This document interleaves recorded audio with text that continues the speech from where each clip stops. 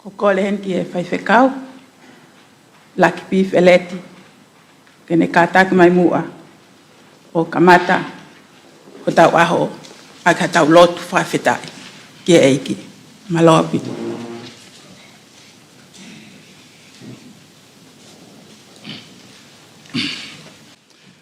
Tolo atu tama blinis, kai whaha tau lotu. Ko kore atu ki he ka lavu-lavu, ko lavu-lavu o ku mohutare niti. Hoa i mai hafo i vese ua he eiko e ofa au, ke tau kamataki.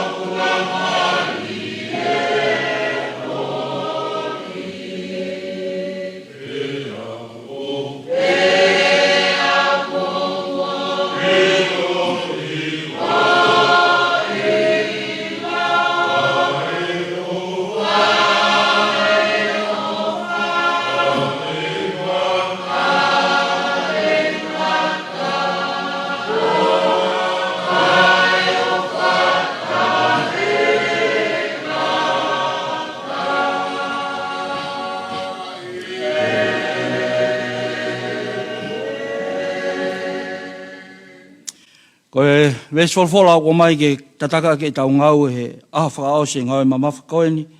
O to e me ua whamatala me hoko, fitu e wahai pa koe taha wha e wesi. Ai o pēano lau, pēa ka pau e whakawaiwai mai a hoko kakai, o ko ui a ki hoko uawha. Pēa nau lotu, mo nau kōmi ki hoko fofonga, pēa nau ta whoki, mi he nau ngai hala kovi. Pē he, te utok whanongo mi he langi, pēa te u whakamore i e nau anga hala. Pea te u whakamo ui, aho nau whonua. Ke tau lotu, e o tua mafi ko koe koe mautamai whakahewani ai a Fiona.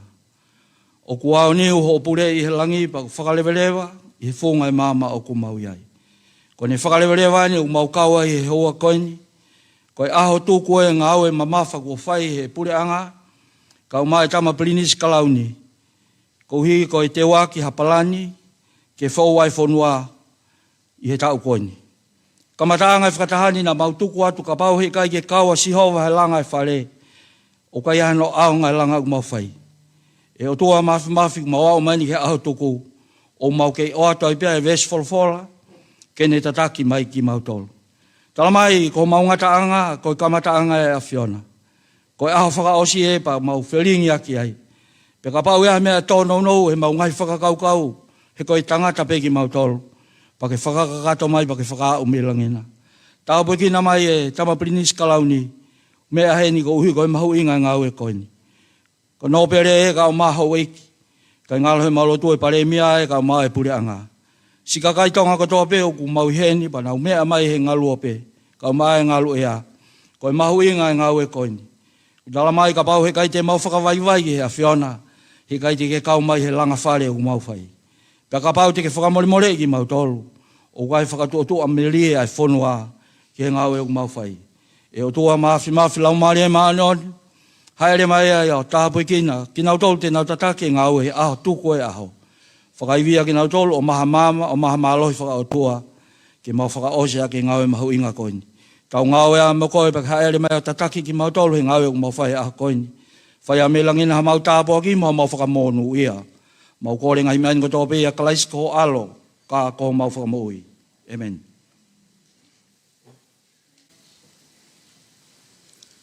Wātua e whamalola ke whai whekau, pi wheleti ko ngā ko ene whakakato, e whatungia ko ia, ki ono kamata e tau, pōtala no mahu inga o ahoni ake tau lot whawhitai ke eiki. Tama Palani skalauni he kai ke tō e whaloloa, o kōkore pe ke tau kamata ake tau pōtala noa o kawenga o loa ki o aho, ko tau tala noa ien ai mo ui lelei ai whonua. Pea ko uwhawhei heni, ai sekretari pure, kago sekretari pure ia ke kabineti, Paula mau, ko ia tene hanga o lewa ia tu ai pōtala noa ko ini, whataha mo e pure anga, pe he whoki he tau, ngahi pot ngau e tau taha, pamo i kakai whoki. Kataka mo paspasi mai, Paula mau.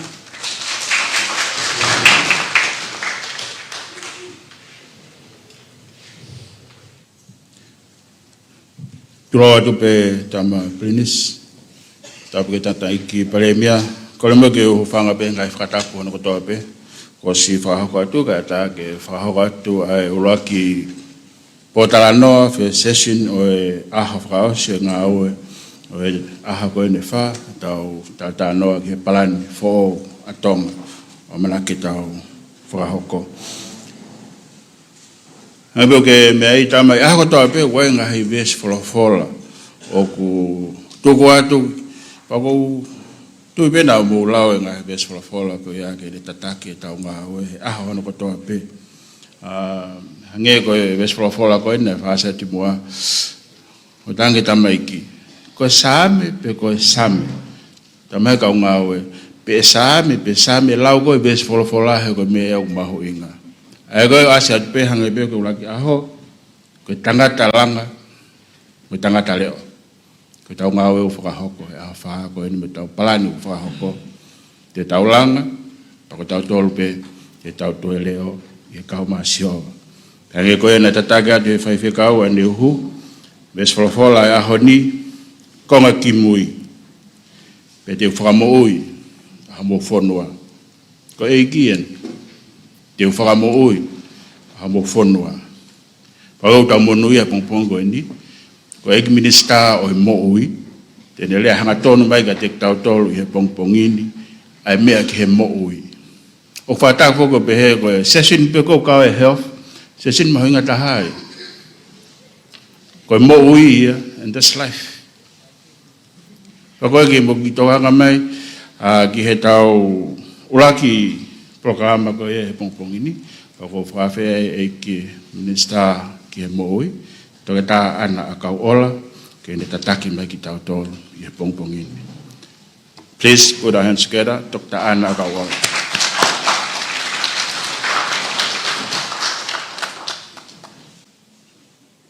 Tapu pa mo e Pinis kalauni, tama ko Tupouto'a Ulukalala, ako kore pe ke hufanga ngai Fakatapu, ko kai atamu mo fin matuani ki whakahokato e tālanga mi mo punga o mo ui. Ko e tamaki no nau ki ngā aue ki slides. Ka ko whamalola he atu i he kakai whanua e ngāhi pōpō kotoa pe, me ngāhi pōpō waki kotoa o kwhai pe mo e punga o mo ui. Ange pe ia ko mo mea i he kai ke lava ke tauhi e punga o mo ui. Ai mo ui lelei ai kakai o whanua ia ki nau tolu pe. Kua pau ke tau kau katoa ki ngā aue koe ni kai mau haola o lelei ke mo ui lelei ai kakai o whanua. Ka pau te mo tuku mai ke he tunga whine mātua, mo tunga mātua ai po ngā aue mo ui ke nau whai hono whakalere ai ngahi polokalama ko toa pe ke teke a mo ui lelei ho tau whanua ko whakao whae. Pa ko whakamalola he atu ki tonga ko toa pe o kumo i he loki ko e ni, o kumo whakaongo mai me api, kua pau ke tau whengawe a Fakataha, ka e lava ke tau hanga o unu ki mua, ai waka o e pot ngawe mo ui, i hono whai, hono whainga, ke tokanga i ki mautolu pea watu ai ngā aue o whakahoko. Next slide. Next. Koe ki pōtala noa o e pongpongi koe ni, o ku vai ia ke kongalala he nima, ke ne hanga peo tare whihui na e osi hanga e mere o ange ke utala noa ai. Pea koe outline pēni o ki whakahoha e whai, koe uloaki, koe tuunga lolotonga o mo ui i tongani, koe honoua, koe ngahi ngā ue e pure anga o ne hanga o whakaivia, ai whakahoko whatongia e put ngā ue ke toe rere iange. Koe tolu, kono ngahi pore, pea moe mata vai o whakahoko whatongia, he okulahi, pea moe, pea moe whaa, koe ngahi whia mau viviria ai mo ui, i he tau whanonga ki he kahau. Koe ngahi mea ton ke tōki ai tau whakamamawa, pea moe ni mārewa, koe hae mea te tau hoko atu ki ai. Hiri ai tālanga koe ni. Next. Sai. Koe tuunga eni o mo ui i ho tau whanua. Koe whaere, i he wanoa wa awhe, ko hono whanau i mai hataha ki tongani, koe life expectancy, pe koe loa o ene mo ui, koe tau e whitutaha. Ai koe laine kulokula e olunga. I he au mai ke wanoa wa taha, ko ki hiki hake, aki ai tau e taha, o in fitu. Ka whanau i mai hataha i he wanoa wa taha, o ku expect e au ene mo ui o tau fitua, o in fitu. Sai, si o ke helo laine lan pulu, koe laine koe au ne tala mai, koe tau pea e mo ui rereia e toko taha koe ia. Koe kep koe me he lanu pulu, ke lanu pulu kula, tene tala mai koe tau ia koe ate koe toko taha koe ia, ku kamata ene maha ki ana. Pe kua tu usi ho vae, pe ku ke stroke, pe o ku ke ihe ta au koe ni o ngahi mahaki, o ku ikai ke pipihi. E tō matau me whamatala i mai, ai ngahi indication mahu inga i a whamamalahi, na tala noa ki ai a sionolohea ane afi. Koe infant mortality rate, o ku i he wanoa wataha na e toko walu, i he toko tahafi ko tope ku whanau i mai ki tongani, na e toi mālolo ia. Ai koe whiwhika koe ni, o kune hanga o whakamatala i lahi ai ngai whai whatongia o whai. O ku kaupea tongani i whawhia maali i ngai whanua Pasifiki, e koe ngai whanua ni ihi Pasifiki o ku au o tolungo fulu. Ai mālolo, ai whanki pepe ku whanau i mai kona u whanua, me he toko tahawhi o ku whanau i mai i he tau.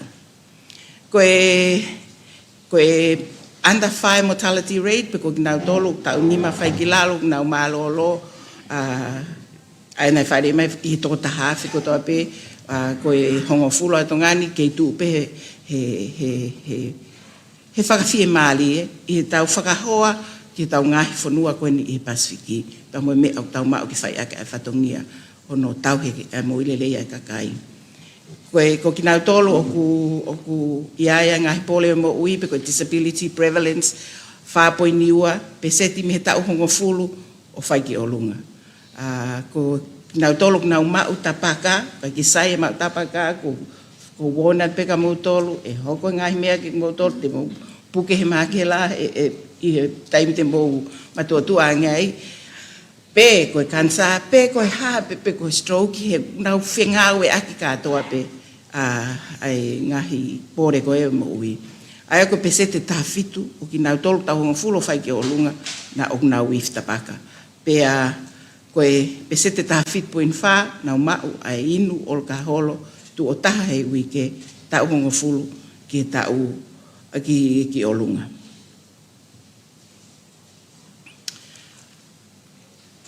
Koe halewa ngahi mahaki o kunihanga tamate i ho tau kakai.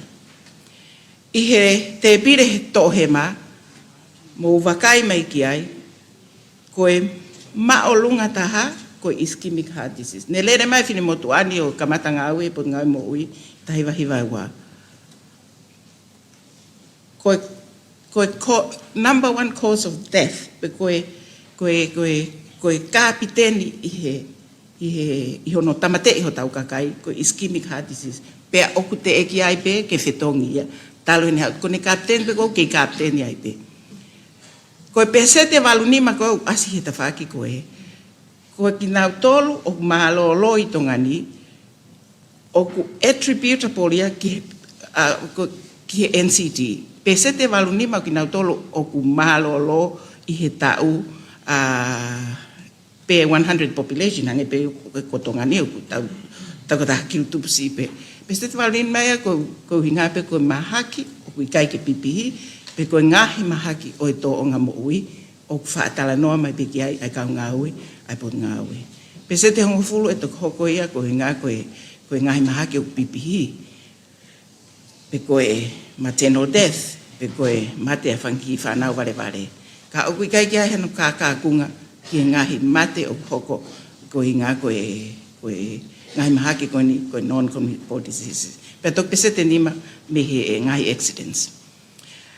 Koe te pire i he to o matau, aina ku ASEA Health System Capacity, o ku nehanga o whakamatala i mai a iwi o i pot ngā ue mo ui ke nehanga o toka ngai ai ngahi mahaki kehe. Pau to o mai ai perimeter pe koe na e tolu ki whai kai e sio. Koe infectious diseases pe koe ngahi mahaki o ku pipihi, la valere ia to ngania o toka ngai. Ange koe toka ngai TB. Koe out of 100 ai score, ka koe tonga TB lahi e pese te wanoa, koe tau maa, basic hygiene, la kai pese te wanoa, koe HIV therapy, pe koe ngai whaito koe ke tokonia aki ki nau toro, nau mao e whautua ko HIV, mana tui o ku tau ihe mercy pe o ngahi kautaha, o tau whitokoni aki ki whaito koe ni, ka o ku sai pe he ke i ova pepe se te niminima. Kama uwa kai hivo ki he non-communicable diseases, ko ho tau wiwi ngā wena, ki he toto maalunga pe se te waono. Not peseti, sorry, o waono me he te au. Koe suka tahataha. Pea koe pe he ai, ke mati ho tau kakai, he oku tau lava o whai ai ngā ue, ki whakawhipaki aki, ai non-communicable diseases. Koe me aia, koe message ia ki a te au, ke ngā ue ki ai, pa mo e potu ngā ue.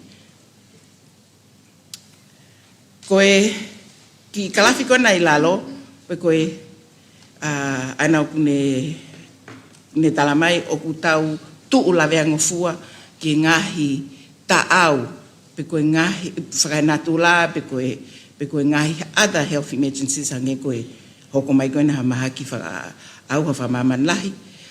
Oku koe tau score ki ai oku 1.5 over 100. Koe whika whakamaman lahi, avalis whamaman lahi koe 12.5. Next. 1.5 oku tau te awo nonoa i he tānak tuunga whakamaman lahi, te awo nonoa me he toko te au hiwa nima. Me he whanua e te au hiwa nima. Koe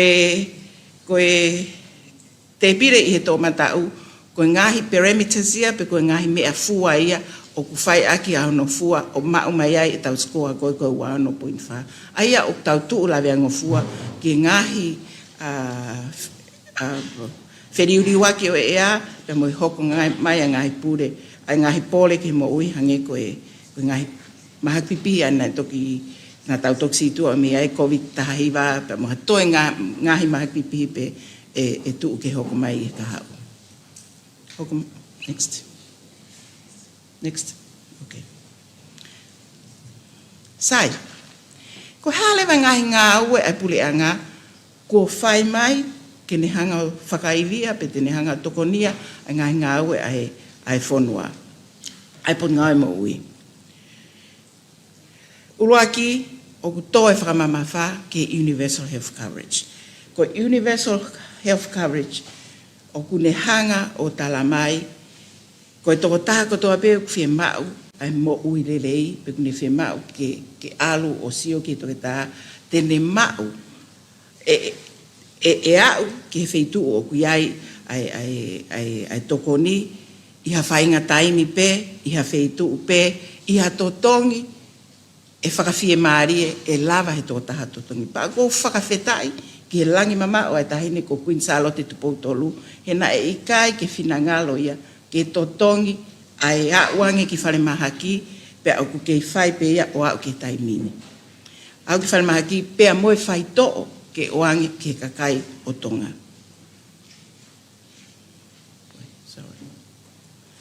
Oku Moimoi ai ngahi Fakalakalaka whakaekonomika, ai ngahi Fakalakalaka whakaekonomika Tuku'aho pe koe SDGs.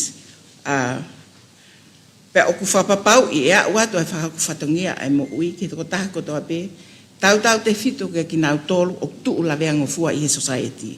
Ange ko ki nau tolu o nau whaingata ia whakasino pe koe disabilities, kakai whewhine pe moelo ngai whanau. O ku toi whakapapau i, o tau muimui e ngai tau mua ngā aue, ko whotutu e ngai motu mo ui derei, ai Pasifiki e ngā aue whakataha. Pea moe regional organizations, aeni o ku whakahoko mau pe, o convenia e SPC. O gai ai mea o kui ko i anuta declaration, tai vai vani mamu, tok mea atu o lau ki ai, ka koe ngahi visione ia, ki he ngahi whanua o e Pasifiki, pea o whakaamua tongani, ke muimui e ngahi visone ko ia, o teke e pureanga. Next. Ko ngahi lava me aini, because successes mo achievements, o ko whai e ho mauput ngāwe. O ku whai whakatau pe hono whau o ngahi Palani ngāwe whakatau, pea ngā wei, pea whakapaanga mai e pureanga.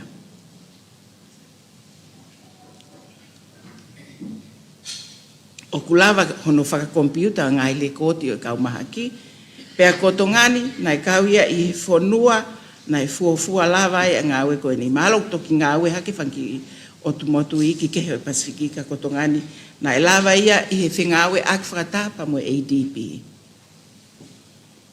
O kulawa no whau e ngahi tutuuni, pe koe policies ke ne hanga o tokon ki whasisi ai hoko ngai mahake o kai ki pipihi, hange kono tax o e sikareti, hange kono tax o e ngahi inu koko koe o sugary beverages. Aia koe ngahi mea ia o ku tokoni ai, o tokoni mai ke ne hanga whasisi ai hoko o ngahi mahake o ki kai ki pipihi, o hange koe na aku lalawe kia enai, koe ko ia o ne tāmate lai tā o tau kakai. O ku kaua Tonga he fuafua whanua e Pasifiki ki ngawe ake mea fua kono le koti ai mate he osi koe ai tawhape koe peri mo operative mortality metrics i he takimu aeni ai tau tangata eki pe koe lotangi o wānukonuka ku koe ke fo ia ki ata ai toko taha koe ni. O ku toe tokoni mai whoka pureanga ki hono, ki he komiti o e ke nauhanga o tokanga i a NCD, pe koe NNCT, koe National NCD Committee, o ku se ai mau CEO, ka o ku kaua e CEO ngahi put ngawe kutope. Koe komiti mahu inga eni. Pe o kou kore atau heni ki he kau minista, ke mou hanga o whakapapau i koe taimi o ku ui atu ai, ho o mou kau CEO ke nau mea mai ke Fakataha mere ko koe o ke ui Fakataha o kou kore atu. Mou mea mai he o ku mahu inga ho o mou tatake u whai ko mou tolu o mou take the lead. I he ngahi ngāue ke tau whakawhepaki ia ke hei ilo na amu whake me tātaha mo i wano o alu haka ke o whiof ke ni manoa. A e tau wiwi ngāue ke whakawhepaki ia ki ai ngahi mahaki ko ni o kai ke pipi ae o ko te talatu pe o ne tamate isi o tau kakai. O kulava ngahi kore whakalahe patseti pa ko whamaloen ke e paremia ka koe minista ia o put ngau e paanga i hono whakalahe ange pe ai budget ai po ngā we tai mo mau kore mai ai he ko inga he kai ke lava fai ngā we ia mo ki seni te ko oange te to lava ki anai oko o gulahi mo ngā hisavea o whawhai hange ko step 7 ki tuai e savea step 7 hoko toki e to hoko ia i he wafe wano ka gune hanga heni o whakamatala i mai ai tu laweango fua ho tau kakai ki he ngahi mahaki o ki kai ke pipihi. Nai toki lava atu ai multi-indicator cluster survey pe koe mix i he whakaosinga o wanoa wawha ka tau tatari ki ai he uku iai mo ngahi parameters i ai uni whakamatalai ai mo uilelea kakai ho tau whonua.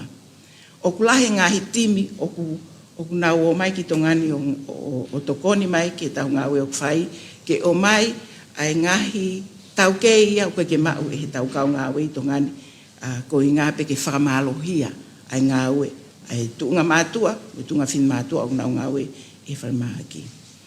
O kua watu ai ngā ue a kau matātao i Vaiola, ki Vava'u, ki Hapai, ki Eua, ko niua pēnu te kei ke e ai ka wai ai Palani e au ai ngā ue koe ni ki niua i he waweni hoko mai.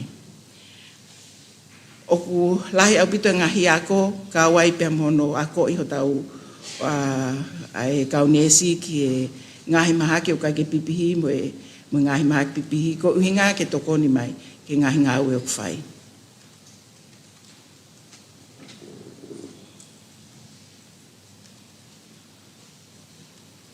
A koe ai ngahi whunga Fakalakalaka ngā ue hange koe ENSO, pe koe National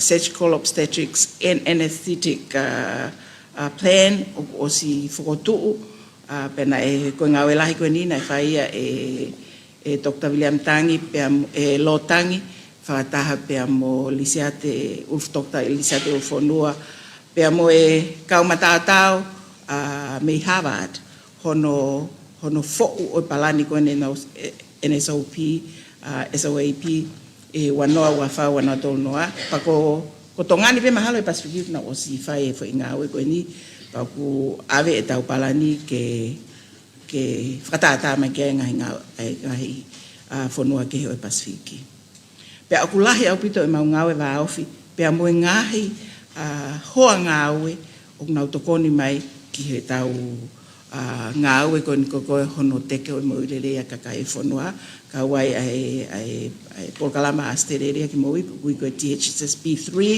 o ku nau ihi wharemahaki nā tolo mau ngā whakataha, ka wai pa mo e WHO, MFET pa mo e hape ai ngahi hoa ngā ue, o ku mau ngā ue lelei mo whakataha mo nā tolo, ke tokoni mai ke whakaiwia ai potu ngā ue, pa ko whakawhetai ki he pureanga i he nauhanga o whakangufua ke hoko a ngahi Polkalama koe ni malo.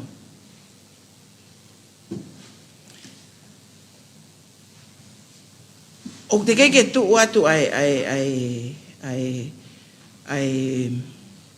slaitia koe ni, ka mo osi ilo pe mo tolo. Ai ngahi awa mo ngahi, caps, pe koe challenges, mata vai o tō whatongia ai po ngai mo ui. Toko si e kau ngā ue ngahi tau ko hiri ange tau e ua ko hiri ange toko te aue ne kau nese na os mawai mai na to me Tonga ko na o kume ana ngā ue New Zealand Australia especially kau pe ai mo kau tama tau ni e toko fa penima ko na os mawai pe na tolu e tau ko si pe ke tau ni kakai enu tau o si hanga o teu ikina tolu ma o na master e na ngai mala ke kau nau o si hiki atu ki nau tolo ngā ue ngai whituke ko winga ko e kume alelei ma nau ngai whamiri.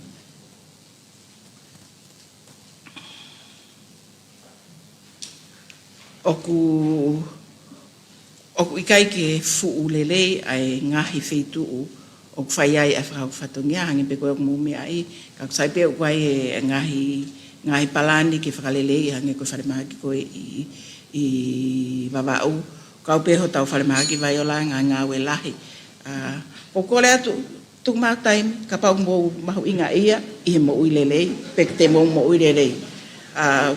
O fie mao ke whanongo mai ka kai whanua, ke ngahi matawaiwai e pun ngā mo ui, pea moe ngahi chance. Thank you.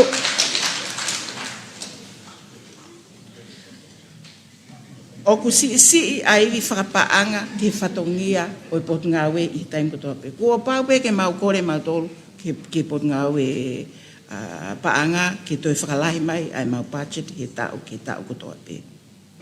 Pa o fie mau ke alo e taimi ia pea mo e teknolosia. Digital Health Transformation. Sai pe ko tau os digitalize. Ki ngāwe si pe o toe, kono a ko i pe kau ngāwe, ke mahu inga maarie ai uhinga o mea o mau. Fie mau a ke digitalize information, he une provide ea data koe na whaikai tala noa ane a fi, ai mea, ke ne hanga o tokoni ki mau whai tutu uni, ke ngāwe ke whai e he pot ngāwe mo ui, ke mo i lelei homo kakai. O koe mga hipore o hake mai, hange ko whi mariuri wake ea, me wesia kakai, na wesia whakata mai, me whakaloto mental health, talo e o se wa, ai wanoa, ai COVID tahiwa, pia mo e toe tsunami, o ku iai, ai whakatokanga i, o ku lahi ai wesia whakata mai, mo e whakailoto i ho tau kakai. O tatau pe mga he wesia, o tu lawe ngofua e mo e kakai, ko maak pipi, o ku ikai ke pipi. Next. Ko halewa ai key priorities. Pe koe ngahi te whito i fie mau viviri, ki whai kia e tokanga, ai ngā, homo pot ngāwe mo ui. Kai ka pot ngāwe mo ui e nia aki mau tolu, pot ngāwe mo ui aki mo tolu. Ko pau ke mo kau mai, i e tālanga koe ni, ko hui ngā ka whakarerei i ngā weu whai. Sai, koe priority uluaki, ke a usia ai universal health coverage. Uhinga e ni, ke a uatu ai whai whatongia ai pot ngāwe mo ui, ki he toko tā kotoa pe oku i tongani. Pe oku ke i niua, pe oku ke i ha motusi i ha pai, pe oku ke i Nuku'alofa, oku a uatu ki ai ngāwe ai pot ngāwe mo ui.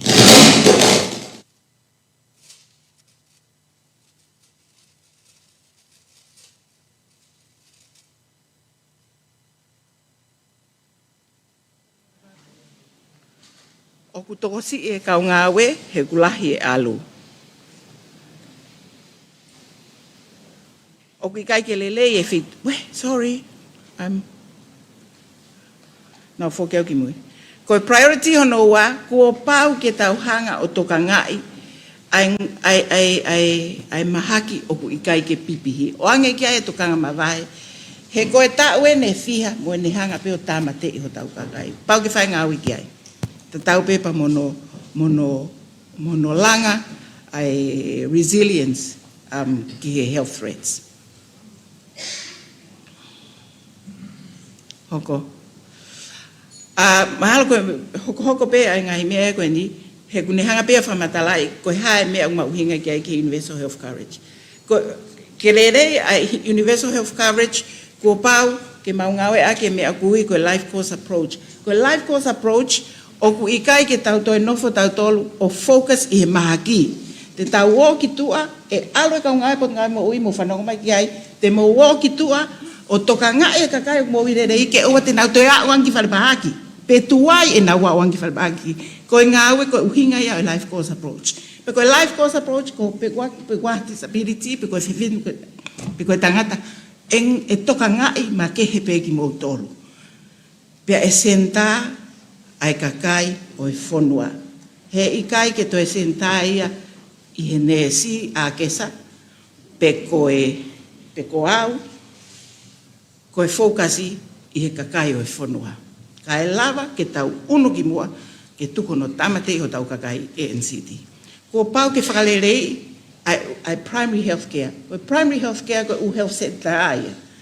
Ke a upe ai kakai i he kolo ki he health center, oku iai hono toke tā, pe oku iai hono nurse practitioner, pe oku iai a health officer, oku ngāue ai, pe alawa ke mau ai ni whaito o. Koe uhinga ia ai universal health coverage koe oku asiki ai. Hoko. Koe ngawe aki koe ai life course approach, pa koe ai ngahi protective factor, pe koe ngahi whikitoa tene hanga o malui a kakai whanua. Having a healthy and balanced diet. But how can we have a healthy and balanced diet if the fish is $20 a kilo and the chicken is $4? Kua pau ke whai a ngawe whakataha e pot ngawe mo ui, pea moe pure a ngā ke address a ngahi mea koe o kunehanga o whakawhi atu ngiai e tau whenga ke tau mau ai mo i rere. Koe hai mea te tau whai. Kua pau ke tau ngai whakataha, pe ko mea umbau i ngai a NNCD committee nau tok talanoa ki ai. Ke mu talanoa i a ngahi policy ke whai ai ngahi ngā aue ke make ai whiri ai toko taha tonga ki he moire rei ko he whiri ia o whaingofua taha. Make healthy living, make healthy choice the easy choice. If I am to go and buy healthy food for my family, it will be the cheaper choice, not the expensive choice. Ko os move ufanua lahi mamani ke mea koe ni. Pau ki whawhaingofua i a ngahi environment ki physical activity. Wa whaitu ke o e tau kakai i ngahi kolo o lue ai mo exercise ai. Tuku a whaitu mangi wahe ki he koha pāka. Ko ngahi ngā ue e pe koe o a kakai ke whaitu koe a lere hole kaureka pia e ma tuku e teke he ikai ki mau ha moirere yo o exercise mo ngahi alame pe ka aku kore ki kakai ke kau no pere mai ha whaitu mo ngahi area ke ai ha ke develop ai ngahi pāka me ko me whai muri. Pau ton ke tau o mai mo ko ngahi mea lere ko muri ton ke tau o mai ngai mea ko ki sai ba o tuat pe ia. Toka nga e a ko ke lere pe ko risk factors ko iftapaka. I've already told you it's bad for you. Ko adverse childhood experiences ko ngahi whakamamahin mo tai api o kunehanga ea o esia ho whanau. Ka aku sia ho whanau ke tā ho mari. Ko mea beho ko e tupu ke pe ia tā o tā hono mari mo ene whanau i he kahau. Pa koe pa mea ea urere. Aia koe cycle of violence ta whakito he ma. Hei kai ke rere ia kata. Koe tau whenga ni, ke tau unu me he blue malo i koe, ke tau hau pe ke blue vai. Pa e lava pe ia, koe mea e whaingata. E lava pe ia, i e tau ngau e whata. Next.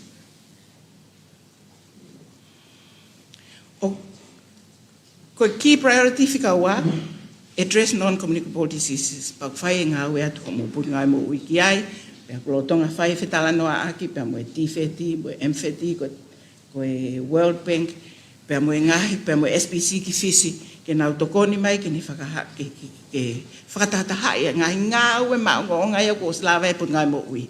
Kai ke whakatataha mai, kai lava ke mau whai ai whatungia, ke hiki ake me tātā mo e wano, ani koe, nā kulau ki ai ane nai. Hoko.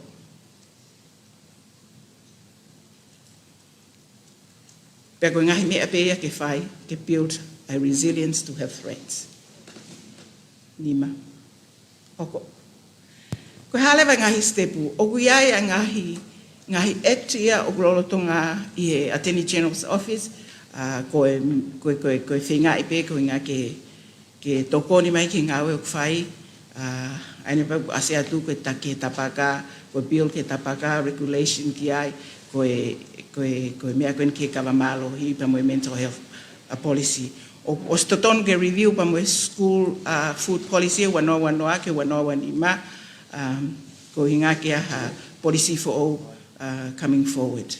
Pea oku wakoi pa moe kau ngā ue, i hard technical package, koe hard technical package ena i he te pire he tō matau. Hoko. Ko halewa visione mo putunga mo ui. Going forward.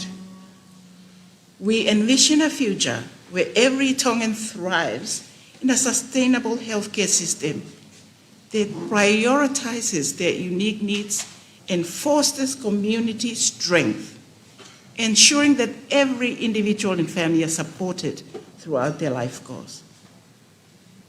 Ke taulalanga, ha tonga mo uilelei. Malo apito o fatu.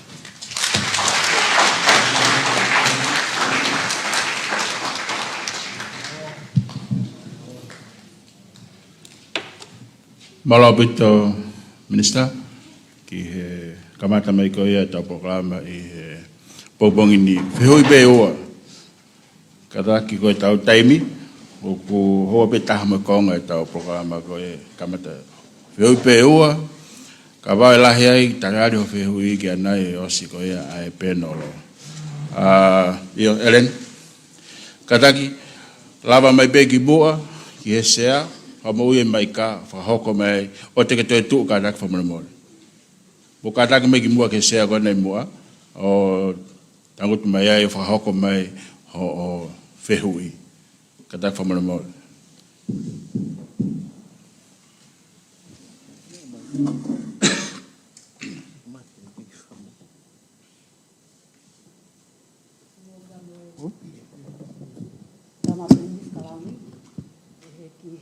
Palemia, ko whamarmala te ngahi Fakataha ko Hawhaki.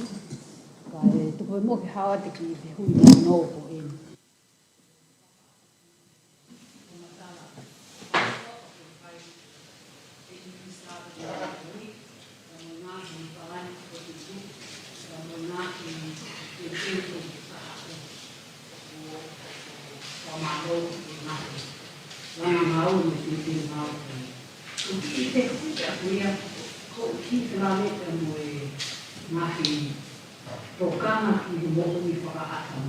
Mental health.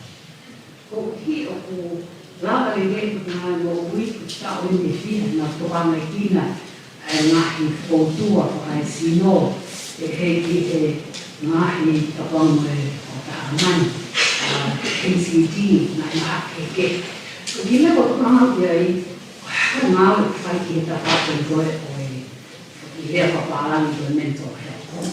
Ko i ko la pa ya ki ro to Nuku'alofa o nonga holo e ni iki o kunao uke ki mahako e ni o hae ko tama whaika nā tō ngā takai holo e mahi tawa o ni iki o kunoko e mahi re whai koroa e hitai ni iki o kuna whai ai ma umanga o te tāo o hiku ta whanau e te wakaere ki po ngā no ui o si toko tā te ka tālu mei te tō ama a to te tā ngā wapuroka o kei whai whakaria te ai ko te ki e whehu ki, o hai te teo short term, urgent term, o whai ki ta whako ia, o hai e tau te te ki ta hau. Lawe ui mahaki o koe ki tau furoto ki tau, ta anoa ki ai te kua ko e mala, te kua ko ta mea ki tau whapani ki ai. Koe ki tō kama kia ko tō ke NCD, tō ke kansa, tō ke whamamata, mahi mahaki ke.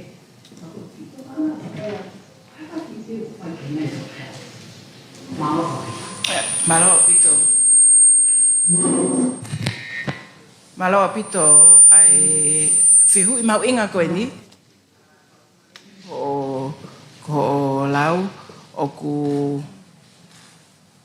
ku mata vai he ko inga he koe ngahi taulahi ni ia ko Dr. Mapapuloka pe. Ka nai whai pe ngā wea po ngā we.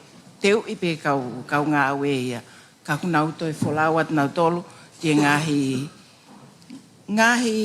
ngōwe o lau ma ui. I he taimini, o ku aiki whinmotu o ku lolo tonga i fisi o ku wako ai kono ta ua ni whai ne master. Ko specialist pe ke whoki mai o tokoni ki a Dr. Mapapuloka. I he whalele ngā we. O ku aimo ki whinmotu ai taha, o ku lolotonga ngā ue ia i tahi, ka kua osi whakapapau mai kia te au, i he eku ngā ue ia aku ki mua, e alu pe ki hapai o ngā ue ai, pia whoki mai o alu o tokoni ki ngā ue koeni o ku whai e Dr. Mapapuloka. O ku iai ai koe lahi koen koe o ki nau tolu i he ve e hala hange ko o lau, it has to do with drugs. Pau koe ko hanga aue ia e pot ngā aue mo ui toko taha pe. o koe ngāwe a ki tau tōl katoa. E tokoni mai ka o polisi, e tokoni mai a ngahi other health sectors. O nau toka ngai koe ni ki he mo uilelei whakata mai, pe koe counselling work. Oku tokoni mai MFET, o mai ai polokalama kui koe ngalu whanifo, o hawe kau specialist me New Zealand, ko Dr. Mau, Edwin Mau, o hawai mo Dr. Sionevaka, oku nau o mai, o na wona tol ke community o ngā au e whakatama kau ngā e community ke address a mental health problems i he Pasifika ka o kou ilo pe o ku kei mata vai ai ta whaaki koe ni e put ngai mo ui ka o ku whai pe ai ngā au e ki ai kai ko hawheitu e ni o ku fu mana koa e kau toke tā mantui koe te osi mai te whemau pe ke te tafa whemau pe ke te ai ke ilo ko toke tā lahi ki tau te alo tui ai o stethoscope o toka ngai kakai ka koe taha e pēnia ngahi area mahu inga ai pot ngāwe o kwhai ai ngāwe ki ai pau ku eleni o kwhai pē ai whatongia e pot ngāwe ki Palani. Ki hui whaosi te, tau hoko atu kataki, tō taha fo o. Iyo, semana, hausi mai kataki, katau toki mungahi peui, tō whako mai nei kataki whamumoi.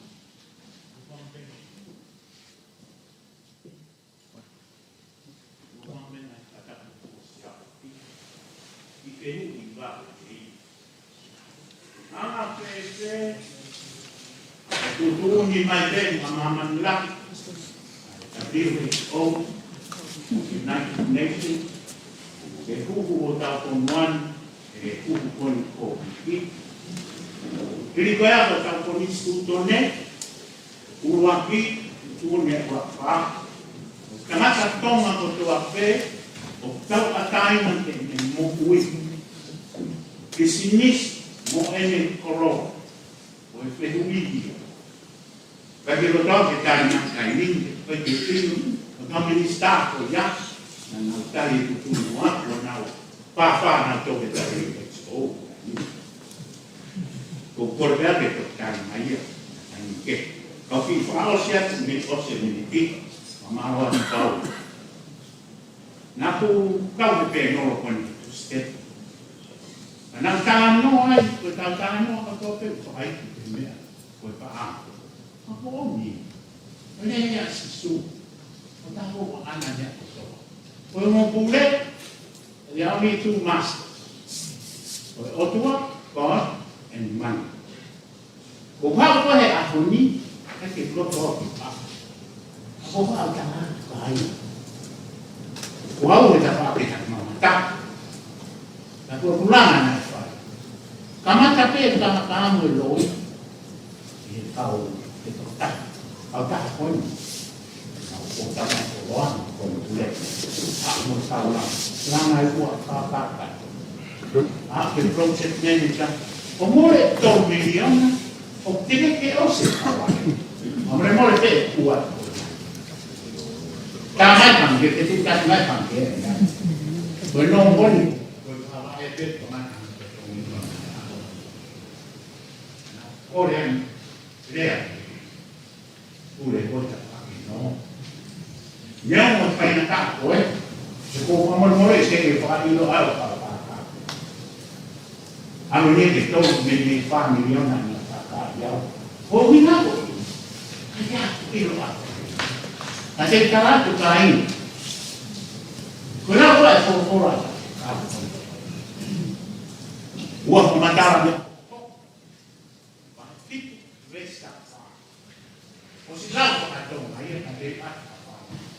If the people, they are called by my name, for Tonga, in Tonga, our motto is God and Tonga are my name.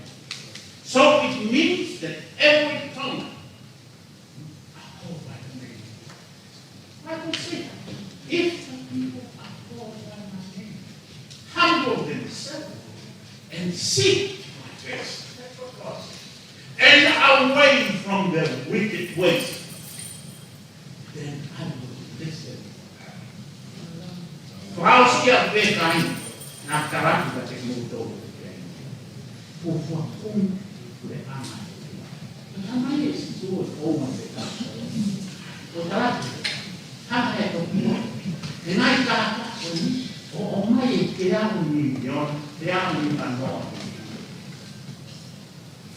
Kira.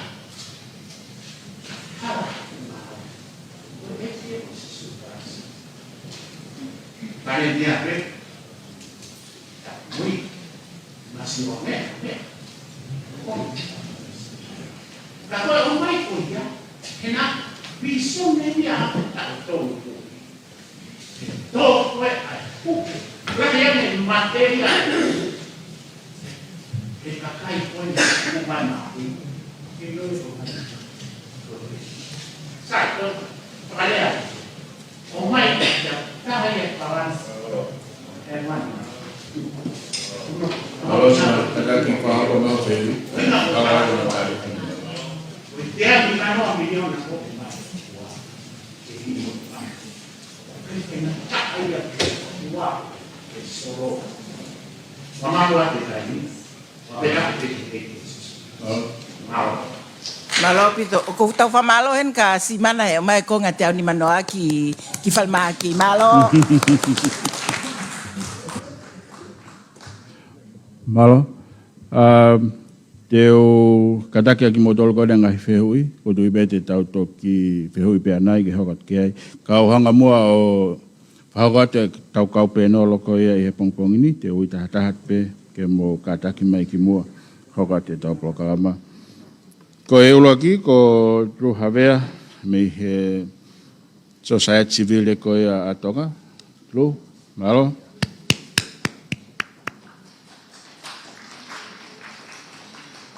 Hoko mai ke ai ko Vanessa Lolohea me Youth Congress.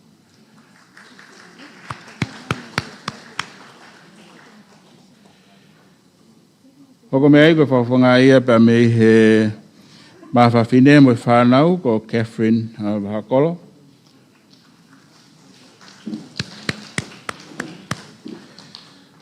Hoko mai ke ai ko Merenaite Mahe, na tau whitarak mo ene hafi, Merenaite. Kadaki fa Moimoi mai ki he tau pe nolo. Hoko me gai ko rima misa ia. Hingoa fa fofa ni ku kau me gai rima misa ko nau o Alamaite Tonga Association. Mo hingoa ta lava bea ta ilo association. Rima malo ko to ta fa si leva ko sitaka siwa. Me he kau kliniki a Tonga. Sitaka? Malo.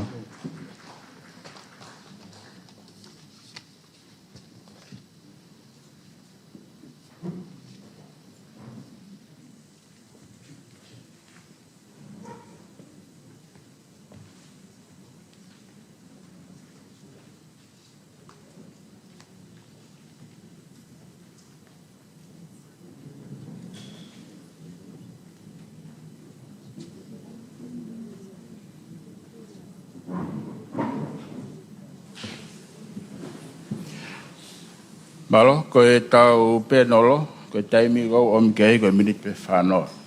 Pe Fakataha tu lewa e osiko e tau pe nolo, ki he half hoa, ke whahoko mai ngai whihui.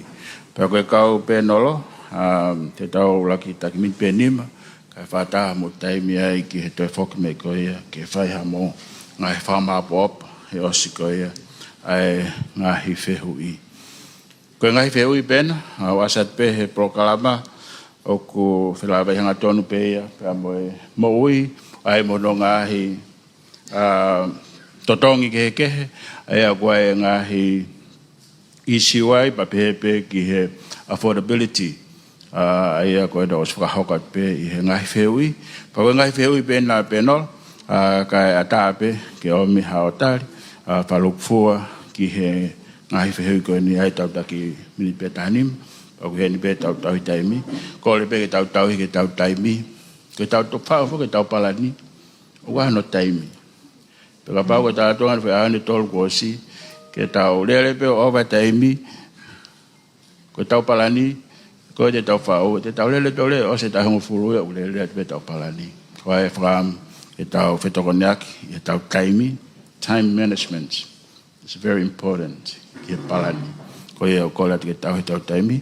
ka ke kamata mai mo atu e tau programa penolo malo malo Paula tapa tampinsi ka mai pandemia ka minister o motor ko do pe mo me ai ka ta ke kamata to i programa ko ni se na mai ko ne fa fe ke u ka u e me ko ni ai mo ile rei ko u te ke u to to i fa ma ki pe te u alu ki fa ma ki ai ko pe tu be ke ki sam apa tu pe e u e fangi me na fa no ngo ai i e lolo tonga ko wi ke ka tu ko na to ko nei to ko te fa ma ki ke na le atu na dol fi ka pe mo fa ma ki ko e ula ki pe se fa mo mo o fa ma pe ke ki fa fe lo ki atu ko e o tu mui ko e ku to la hi ai Tongatapu ko e Tongatapu ia mi Vava'u pe mo ha pai pe mo ewa na e tokoni mai ki ai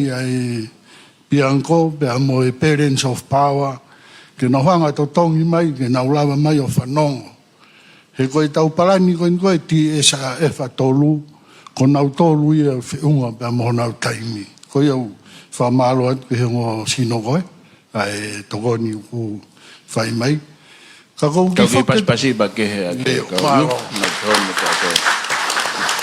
malo ko e sea ko ki whakaukau ko he tau Palani ko kau whanonga tu he mea pa mea pifo mo e pare mea malolo ka mai ngai mea ke tau tokanga he whitongi tongi ai o ku mahino ka te au o ku kai ke ai hafo i la o whi unga ia ke malu ia ke tau Palani mo e waa Palani ke oua e toi whitongi tongi he hu mai e pure anga koe mo e pure anga koe no whamau be tau ngahi priority ku tau tokanga ke ai ke tau lau rea Moimoi ai tau Palani tau hongo furu ke tae mea ko whanau koe ke ai he anga koe Palani koe pe ai ngahi i kai ke fie maarie e anga koe tau whaunga ngā ue Pako ki lawe atu pe kuia i he ki whakaukau koe ni au ki tāno atu pe whekawaki pa mo e whaamiri koe no ku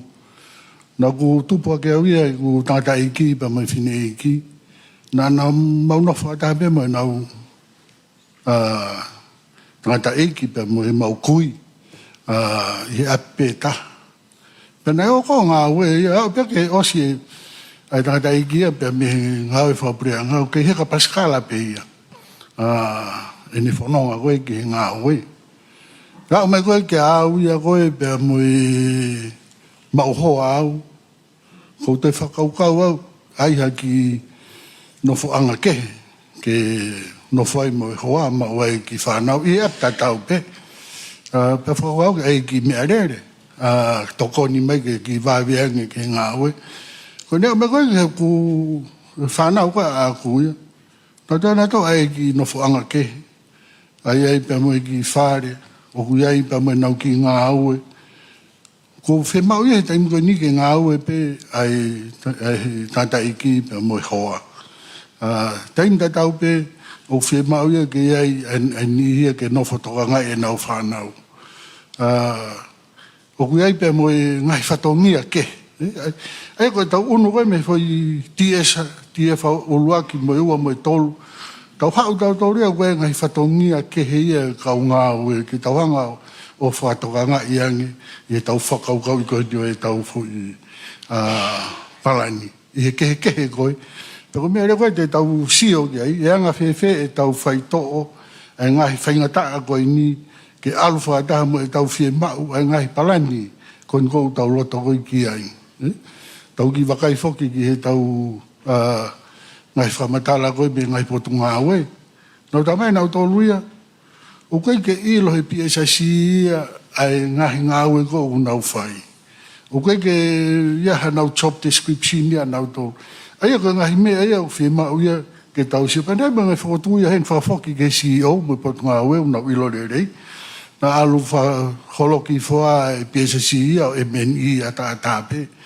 ko ngahi mea ke fai e tau wakai ki ai ke ngahi potunga aue whikau aki koe ni pe amoe tau Palani tau hongo furu sea o mau ngā aue mai mau tolu mi he society vire koe a Tonga ke ngai CSO ke ai e mau institution accountability mechanism i he mau whakaamu ke iai e foi e sia whengawe aki ba moi pureanga pea lawa rewa ke tau whihoko taki aki tau tolu ai ngahi kautaha CSO pea moi ngahi potunga aue i he ngahi thematic area koe koe o nau ngā aue ai paku na ku kore kei paremia whakauka e wike ua taka koe mape i koe katoa e mbause o ki time lo ai o whi mau ia ke whai ki mape ia koe ni ka lawa tokoni mai ke wa Palani tokoni mai ke ngahi potungawe koe e pureanga ke lawa ke whai hangawe Fakataha foki pia moe ngahi potungawe koe Ulain Ministry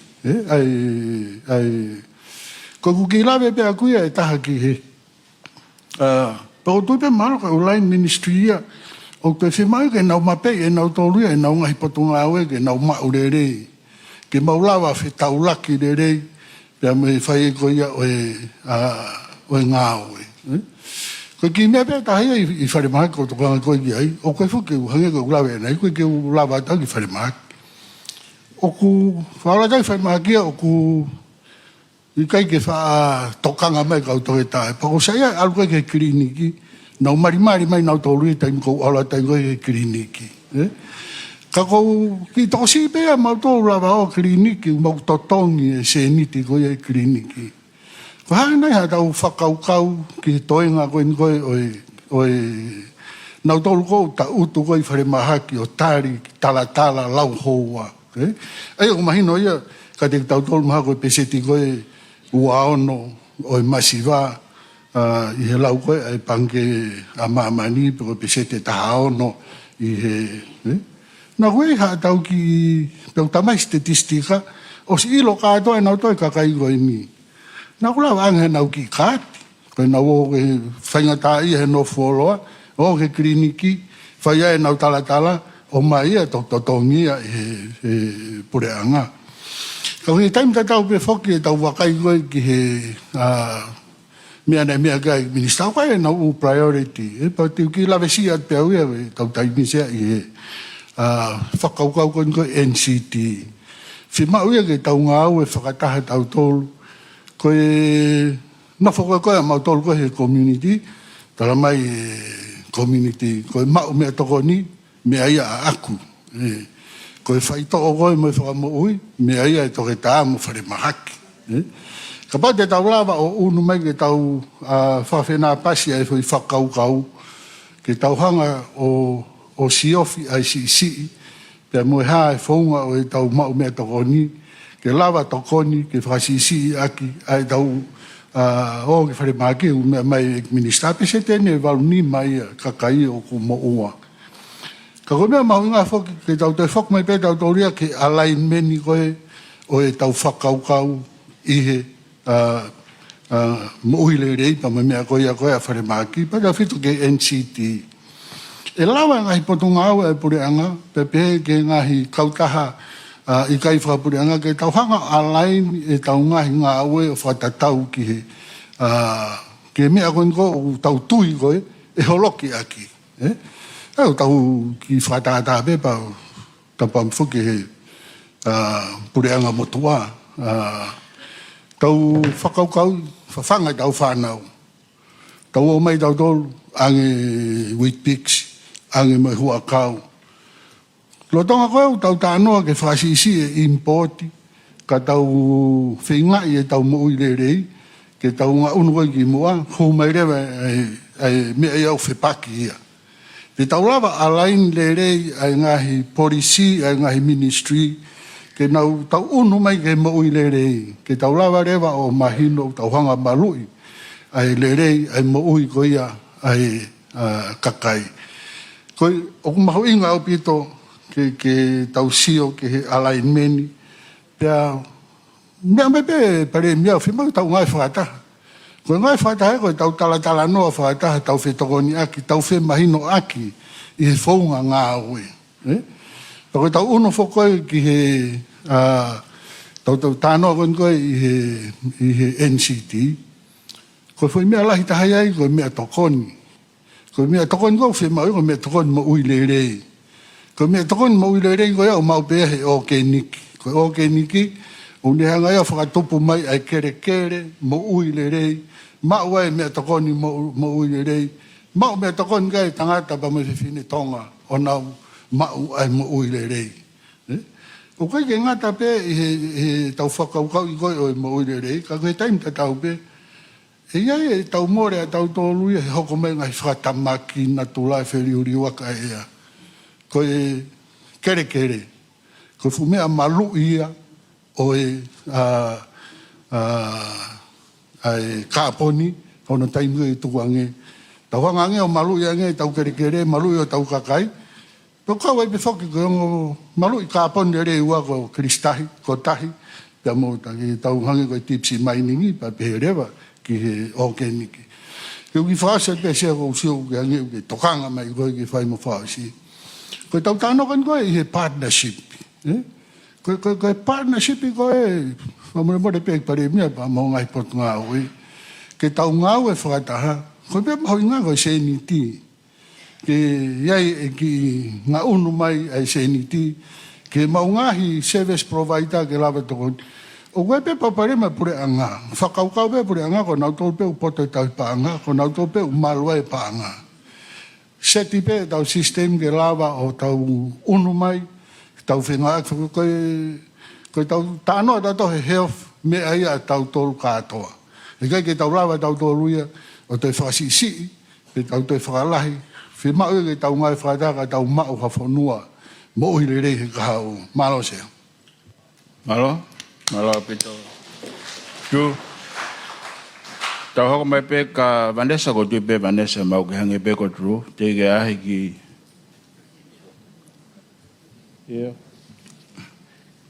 Ia ma ko menaite. O tui pe ko hange tru ke ahi ki paramahaki ke to kliniki pe o sito ia taimi. Hoko mai ke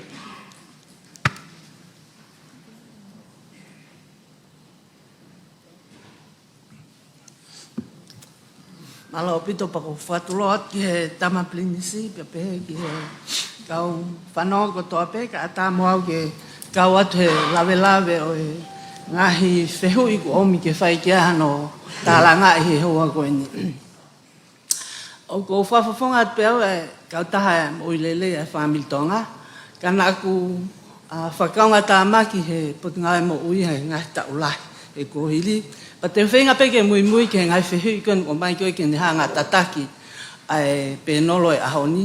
Ai ke urak whehui pe koe hae whaunga ke whasisi ia e ngahi awe whawhale mahaki ki muri.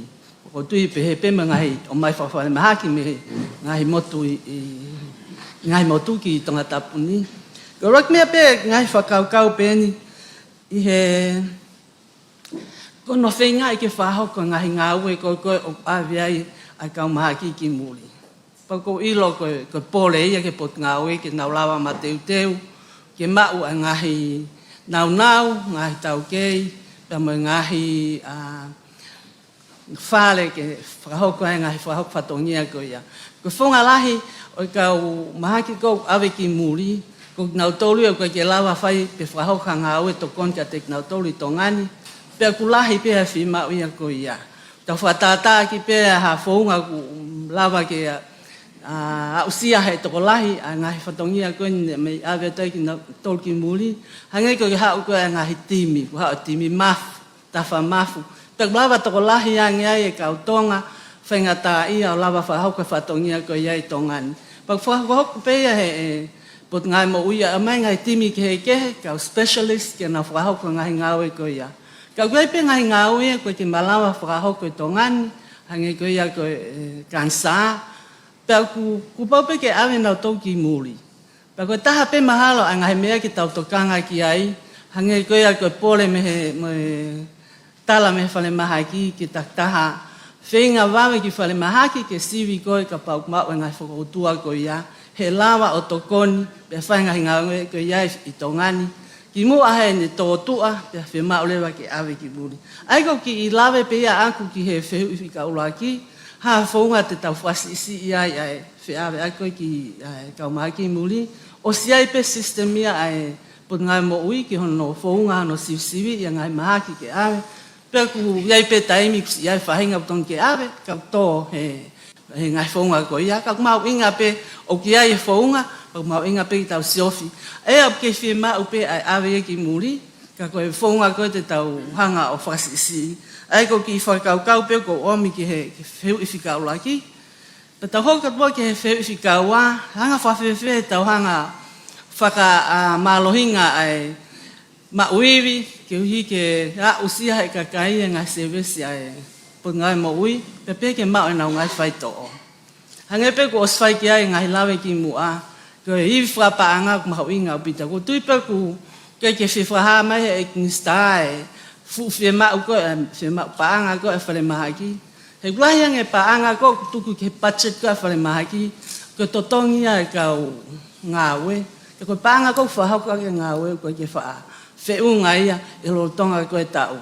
Da tau te whito ki hono kumi ko e ngai whai to'o, o ngai nau ke whahau ka ko e ngai ngāwe ko e loto whare mahaki. E ko kore pewia ke pule anga au ma whakasi isi I ai ngahi budget ki he mo ui, he mahu inga ia ko mea ia ko e a watu ai a ngai whai to'o ke kakai. Pe hange pe kou tau lawe ki ai ngai mahaki ko ni o I kai pipihi, ko mau ko ia ko pau ke wholo whi a kau ko ki he o lue ki he taimi te ki malo loai. Pe ko pau ke aloi pe ki o lunga, a whi mau ia whai to'o, pe hange ko ngai whekumi, o aloi ngai whai to'o ia ke te mamawhang hono totongi. Ko taha e, sorry, a ngai mea o ku, loto ki he hokat pe ngai whehui pe konu ni hanga tataki tau tolu. Ko e haha ngahi whounga te tau lawai o whingawe aki e whale mahaki, pamo ngahi private clinics, ta whakawa tuai pe, pamo ngahi ngawe ko na CSOs, mo ngahi hoa ngawe o ku mau whakakaunga tāmaki atuai. Ko e whingawe aki ke tau whetokoni aki, pa tau tango na o slawe pe ke atru ke alaine tau ngahi ngawe, ke tau ngawe ke ngahi tau mua ta tau, tam e ni ihi, o ku ngahi ngawe ko ai kau taha o ki kai whapule anga, o ku ia e tau mu o ia miha nau kau tonus, ke mau Moimoi ai, ka kou tui ko mea pia lawa o whai e ngawe Fakataha, ke siofi e ngahi elia te tau lawa ngawe Fakataha, hanke ki ngawe ko ngawe e au, o ku mautokanga kina mo I lele ko e family. Ko whai pe e whare mahaki, ko mea peng mau whae ke pikat ke whare mahaki o tokonia a siofi, a whahinga gogo koe ke lama ke a mai o ma o whainga maari e whare mahaki ke mautokon ke a teknau tolu. I he whehu I peha no hoko ko Moimoi peha ngahi whehu ko omi. Ai mahu inga pe koia ki he whingawe ak whataha e private sector pa mo whare mahaki. O kuia e ngahi elia I he private sector te nau tokoni o supplement e ngau ka whare mahaki. Ko ngai mea ko kuia e ngai whai to'o i o te mama whangi he ke lawa mai whakalukfua ke puleanga. Ka e lawa he private sector, pe e lawa lewa ka kai kong no malawa mau ai paanga ke tokoni ki ai o mau whainga maari me private sectors. Ko whatatak pe taim ko o whai ai hono siofi ko hea ngai whai to'o ko ke mai ke pule anga ki he ngawe aki ki he tolahi kakai. O koe pe ngai principle o ngawe aki ko hea whai to'o e ala ngawe aki whakalukufua ke kakai hono kotoa. Pe ai pe ki toko si ia ke anga ngai whai to'o ko ia ka whima te whai to'o ke. Ka koe anga koe ngawe te tau ngawe ke ki he whainga maari ke tolahi taha. Pako tui ko tawhaaki e toko ne private sector. Whanki I whai to'o koe o mama whaangi ko I lawa whai mahaki ke na o mai pe lawa I ke maa whainga maari ke te access pe kakai a ngai whai to'o koe a neonga ni kai ke maa whai mahaki. Pe ko whehu I whaosi pe mahalo ku tawa ki ai koe hae ngahi stepu te tau whoua ki hono mau koe o e mo uilelei pe mo ngahi service ka tonga. Hange pe koe ko slawe ki ai e iknista pe mau inga tau ngawe whataha ngawe ai puleanga ngawe pa moe tautol koi api ngai family ngai community ngai siasi e frai ai ko hi ko pole lahi ai fonua ai mak ta pipi hange ko go sfahoko pe ko fanginga fo tua ko ya ku tupu e meanga ai lifestyle ngai mo ui ko hanga tau kai ko hanga i kai ki tau fahoko ngai ngawe ko ngai me mo ua tau ngai fakau kau ka pate tau lava ngawe fata hange ko ngai me pe kon ku si fai pe puleanga no hanga ai text ye tapaka ka kovi no ai text tapaka text ya imported ka to tapaka tonga tau kainga tau tolia o fai ma tapaka tonga ko ke text ya ai ko pe fangi me fai hono pa toloaki ki mua ka ye fangi mata mama lava ke to faka fe atunia ya fa hok fatongia ko ngai ngawe ko hang ko lave ko ki he me tokoni malo pita tokoni ika ka ko ki hau ko ika mahalo ko trofi ha pe lava ma o he ika kon ko ku Kada gwena de ga fama popo mai fama. Iyo pa ko mahalo fa ka to pe ai ngahi tali ke ngai fe ko ngai pole ko o fe a mo pot nga mo ui mo fe tokona ke malo Paula ma Malo bito. Kata o hoko taipe ki Catherine kene o kai ko inga ki tar ka to on be ko ngai me mau inga ke pe he ke tokon ki ta peno malo bito.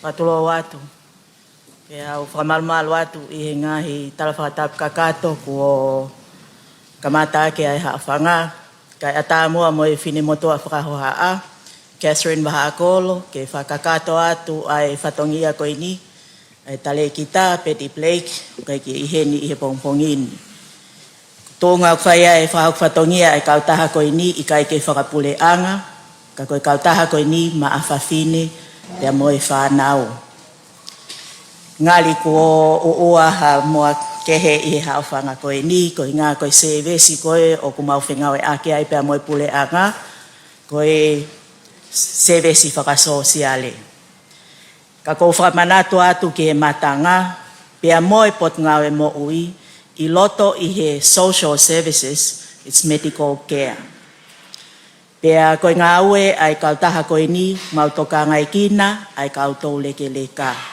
pe ko sio takai I faleni ko fika mana ai te ke ta mai ka au he me ahonio fai atu ai kole tokoni ko ini kono uhinga pe ke mea I he matanga ai tokolahi o ki tau tolu nge ko ia ko mo osmia mai ke cap he kai ke to talanoa he fika te tau talanoa pe I he moving forward wanoa tolu tupua ke pese te hongo fulu ai ta umotua ko eni o kau vai ko kau to leka ko wanoa ni manoa alu ke to tokolahi nge to tupia pese te tahatolu o kinau tolu I ta umotua ko ta uononoa ko ononoa pe fra mole o ke no foi Tonga ku ke to leka pe I ne pe he ko pe seti ko ia sea ko pe sete ni meni mai ai ko kakai fefine pe au tokolahi ko ku kau mai ki Fakataha anga ko ni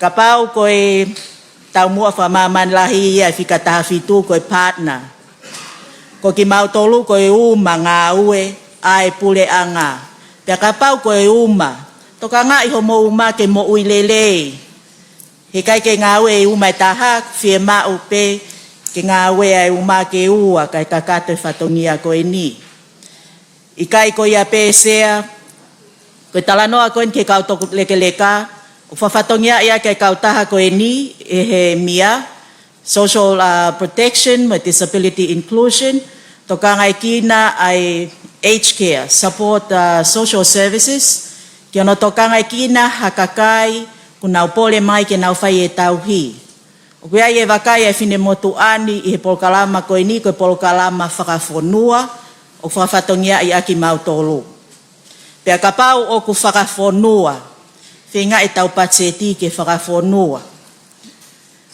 ko alanga I mamahi eni o ku tohi I mai Vava'u he alea pau ko ke hapa anga Vava'u ia he polkalama tauhi vai ko ini ikai ko ia pe Mo fra mole mole yang ngau pot ngai mo ui.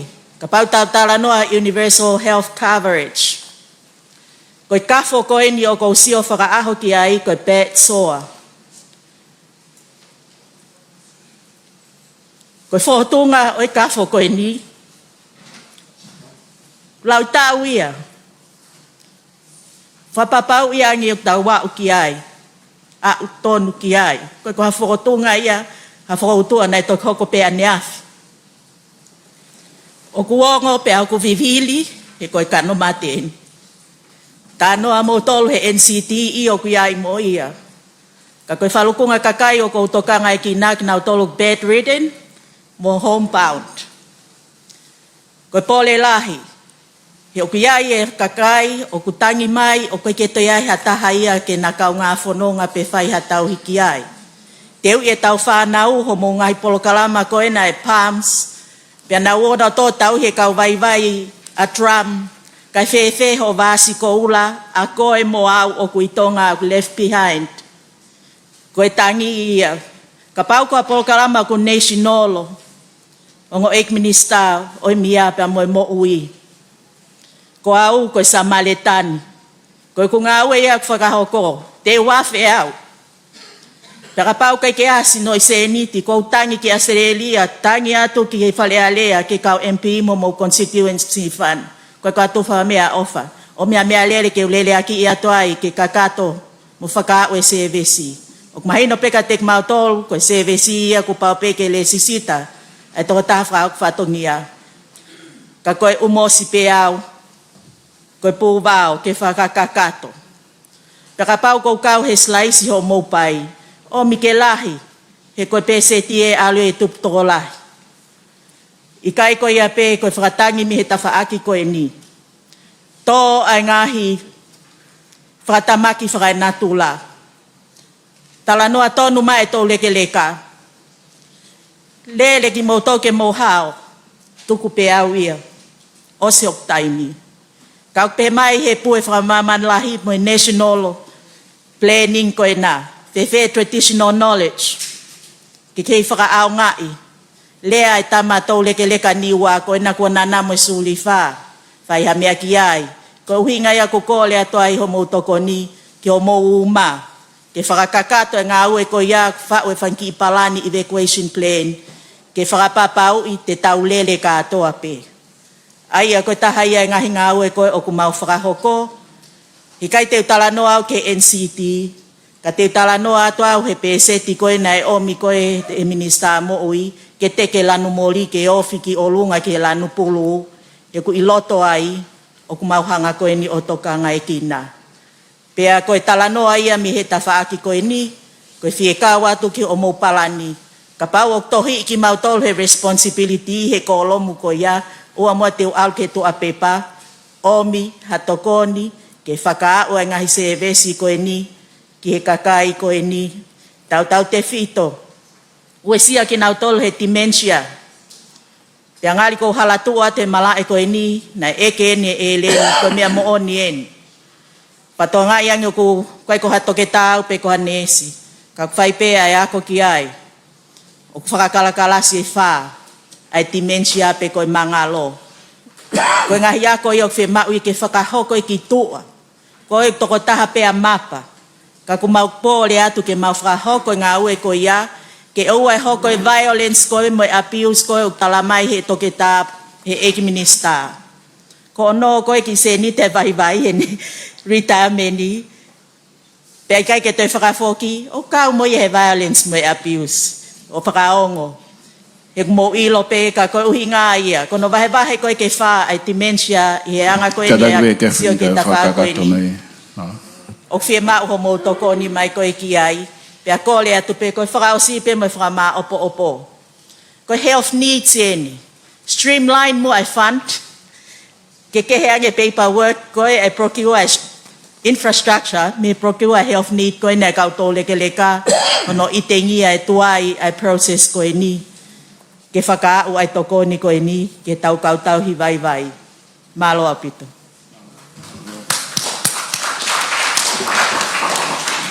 Malawito, Catherine, o fumahoinga be tau session, Tau whatonga ko fufu e potunga awe tau whawhangu ko mea we mo te whatonga pai ke tau whawhangu. Ai o tuanga rima ke ne kataki o tawani mai tawhakoni me ne tawhakonga awe ke malorima. Alo sia ko whamalmau ke tama prinsi ka betho ki ke ikparemia pa mo hoi minister i he pongbungini ka ata ke te au ke whafofonga ia toko tahamano te au o kau disability ko i he vaifonuan i tonga ni kotoa. Kau taha kau whaingata ia e wha pe mo service provider e wha.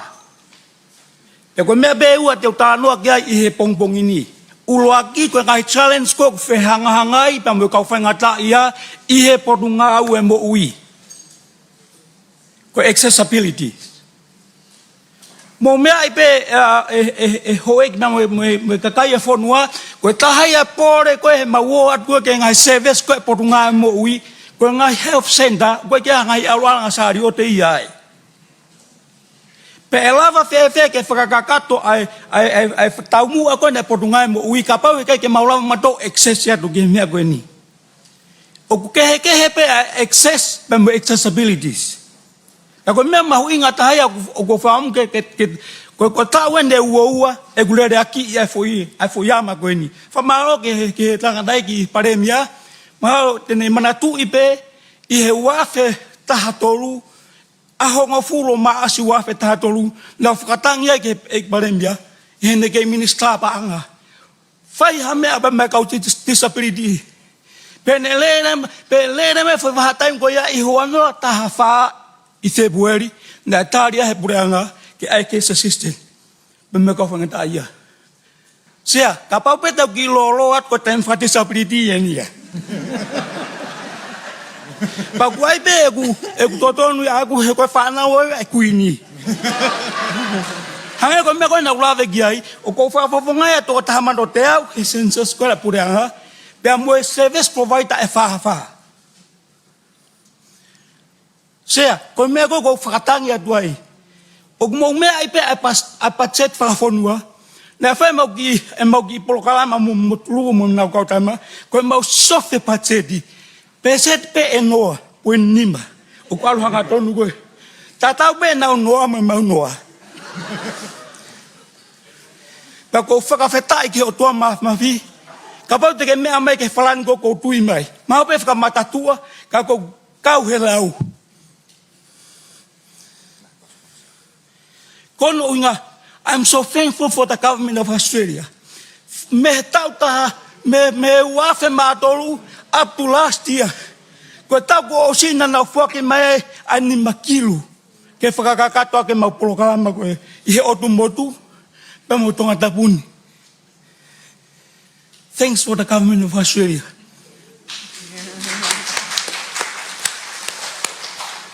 Ia tau ni pe ku nau totongi atau ke au ki Palani hu ke hau ke Fakataha fa maman lahi a disability.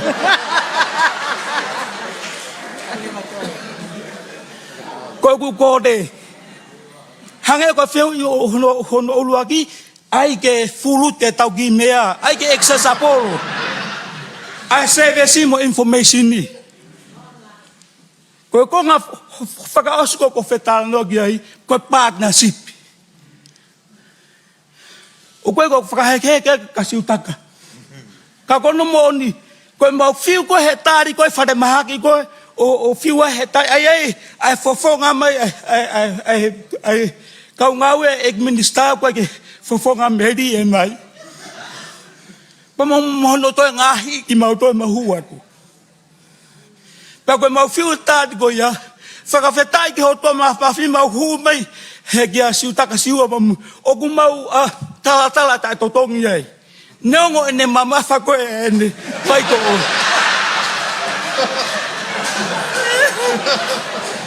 Ko ia ko kol whakaosiat pia kuia e sea ka pehe ki he paremia, ai a nge mua hapolo kalama, ke ai ha mau ki ka tange pe koe ngahi disability, benefit koe a Australia mo Nusila. Ke mau totongi ai mau tole ngahi kiriniki ka mau lere a mau tokia whaingofua. He mau no fua koe whare mahaki. Pa ko whaamu pe, ke tau sio katoa pa ko whakamau popo pe. Ofa mai. ho tau e ko Jesus Christ o te tau whaano fo pehe ofa mo lotu ko lotu mo ofa ke ai hafo inga au e ki ai o te tau ofa ngutu pe ka ko whaamu pe e se ka pehe ki e pare mia mo pureanga Tonga ka kai te takai ha kiau o huma he tamprinsi whamalo pe e whanau e kuini o kōreangi iai ko ia ko tuka ki whama apopo pe ka tuki hatana ki amuyang e te tuki whanawhana ta mui maro sea.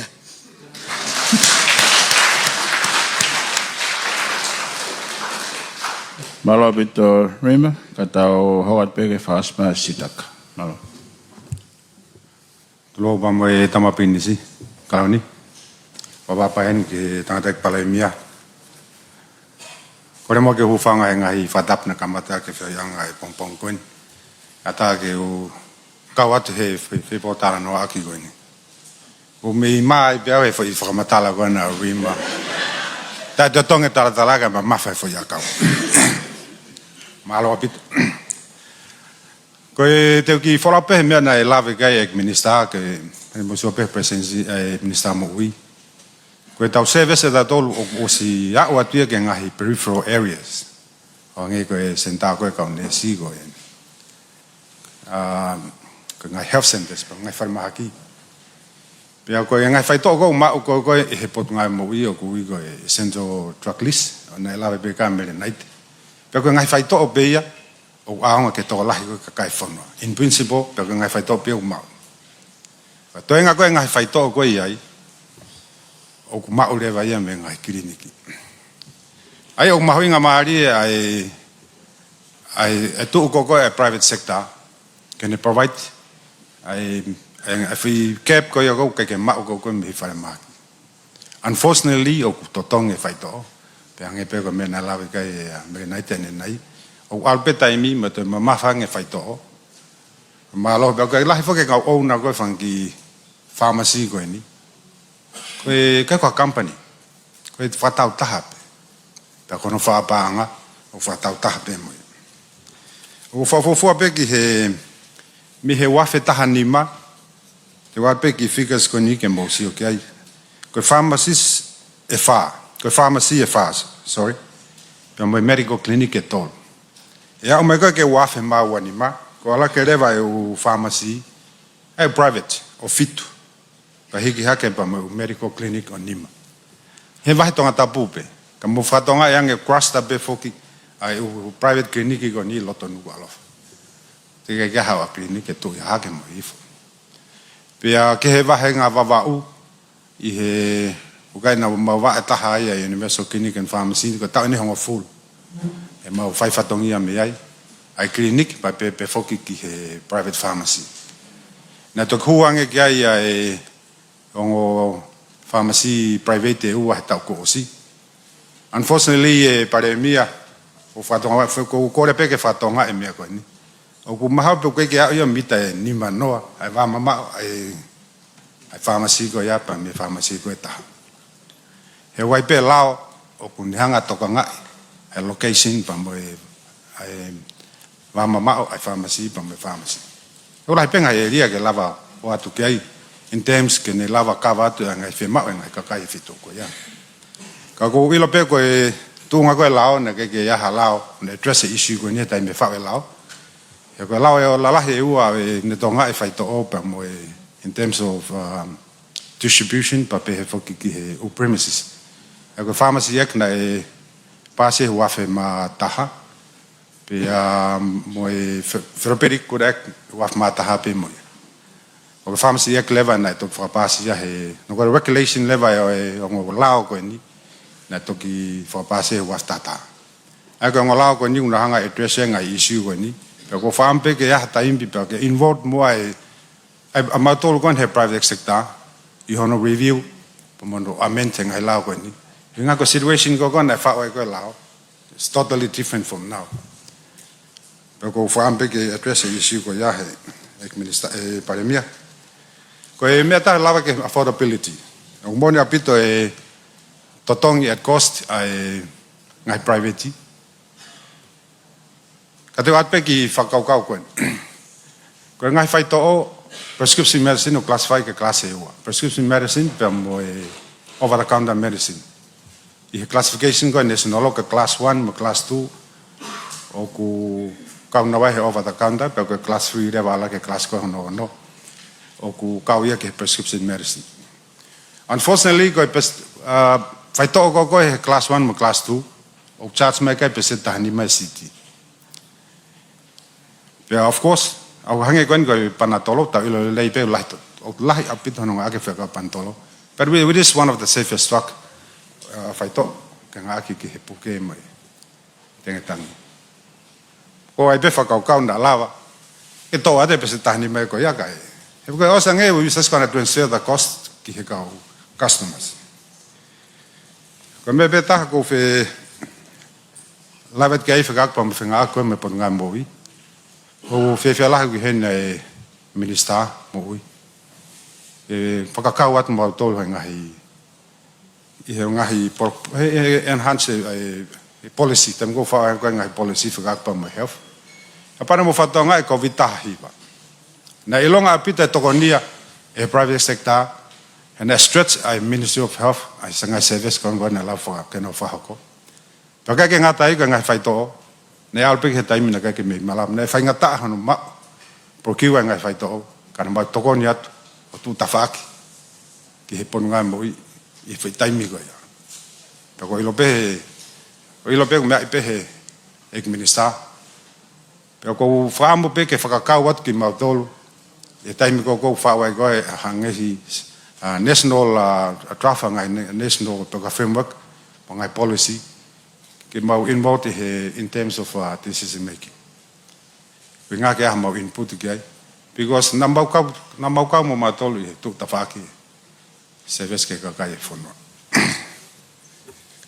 Ko e ki mea pia taha ko whelawat ke mea koe tot affordability be. Yo ki wahe pene ngahi mea u mau experience e ako toa pe i he totongi. E tuolahi kakai ni hoku tā mai pe hono ngai whamiri me muri. O transfer mai pe meni kana to fa na so to eta. Ya ko ngahi form of payment level ta nga ke ngai siasi. Anu ngari femata tu ai ko hanga pe ko fifi maraka ka ko siasi kon ko ai ka au ki muni ai ATS ai mamonga. O ku na fifi ko not everybody, ko na fifi be nga ka kai na firma ke na to kon ki. Ko na pe ka to na dole na so to eta pa pe ke na medication needs.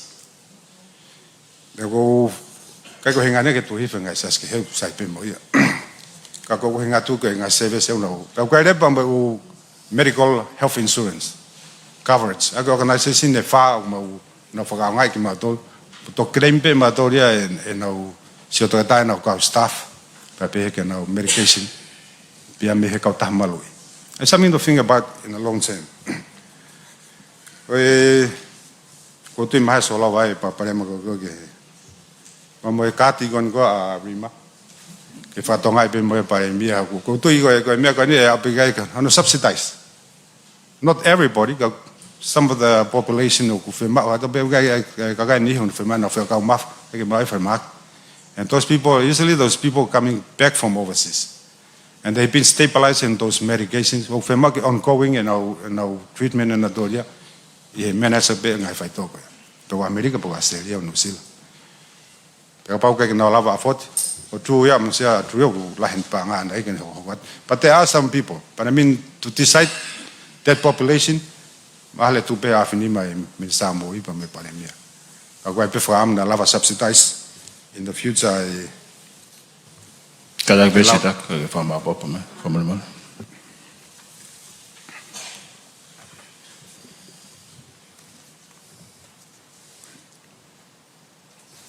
Perché me pe tahana u fela pe kai ki he ke lahi ko nga pharmacy fa sa pe ya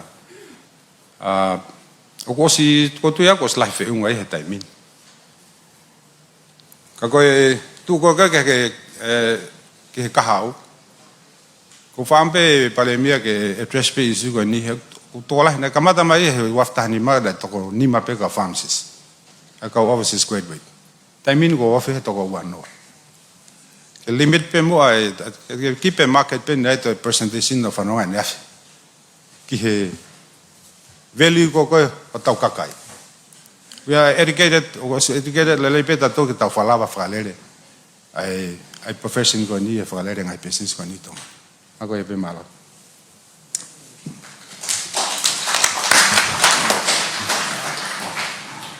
Malo pito.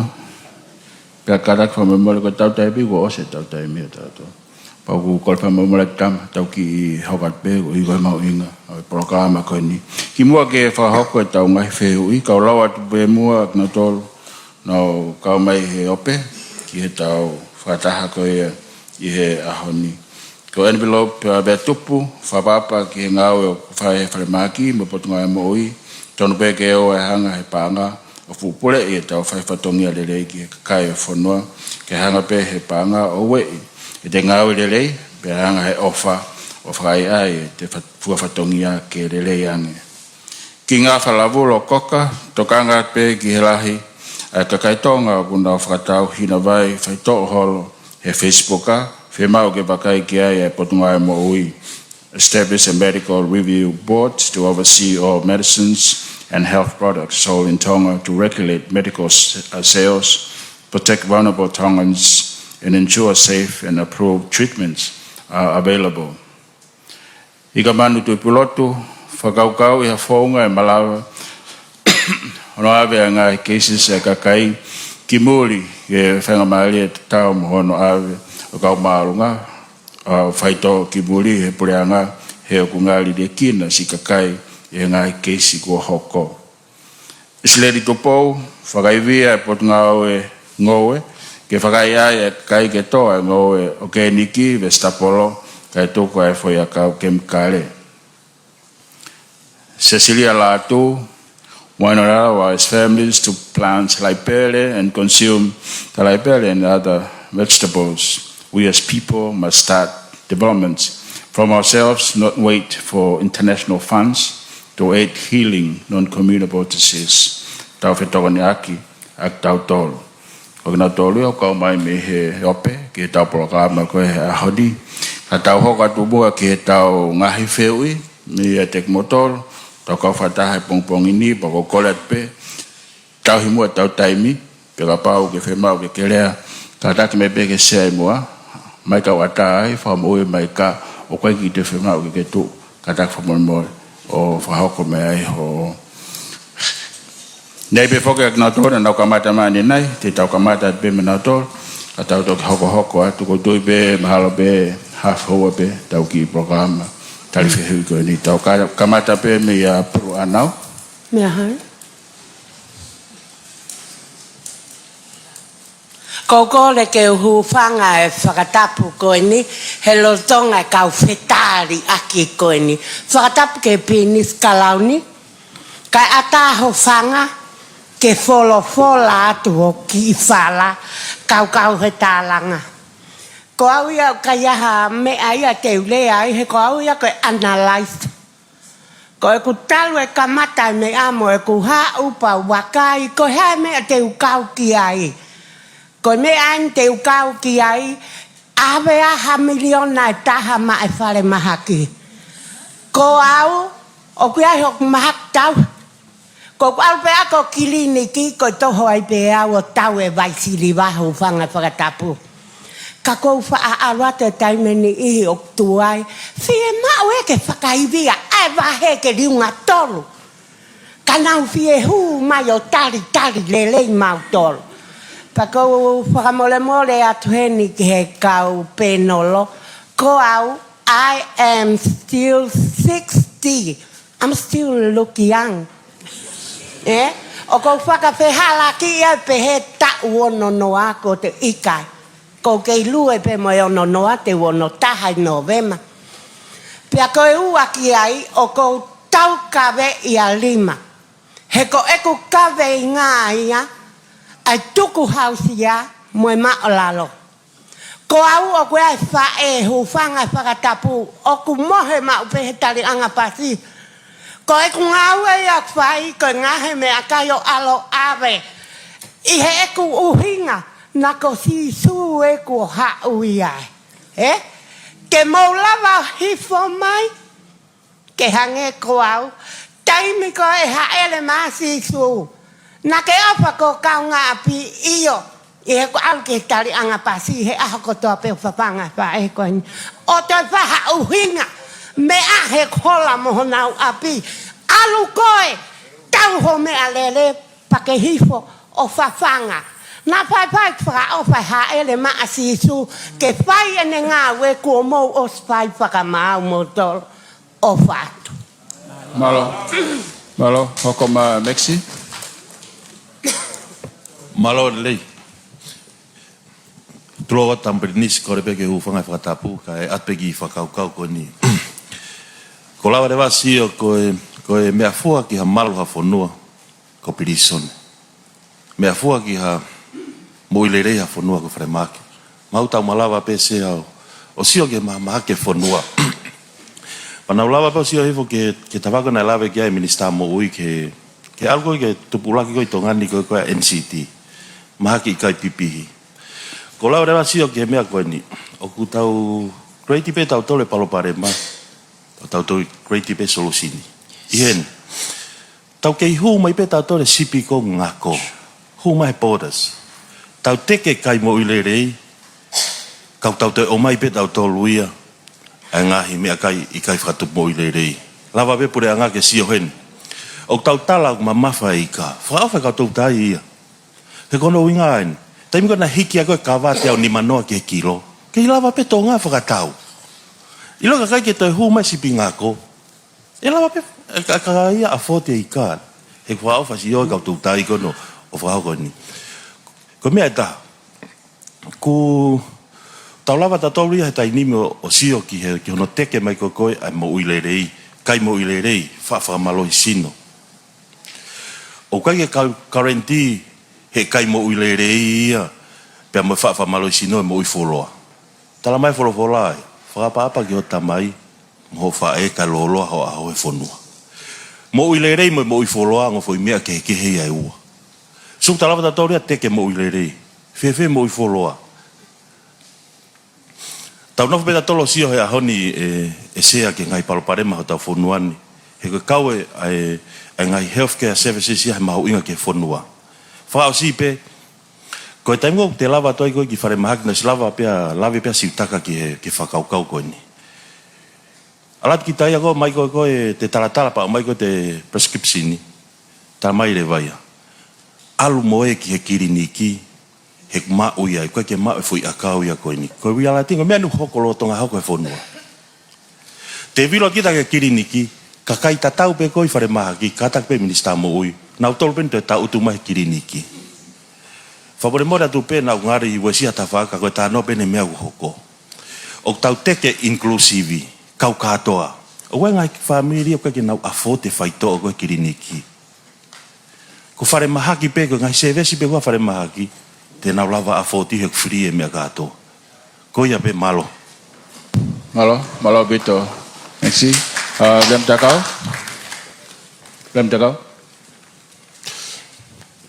Malo.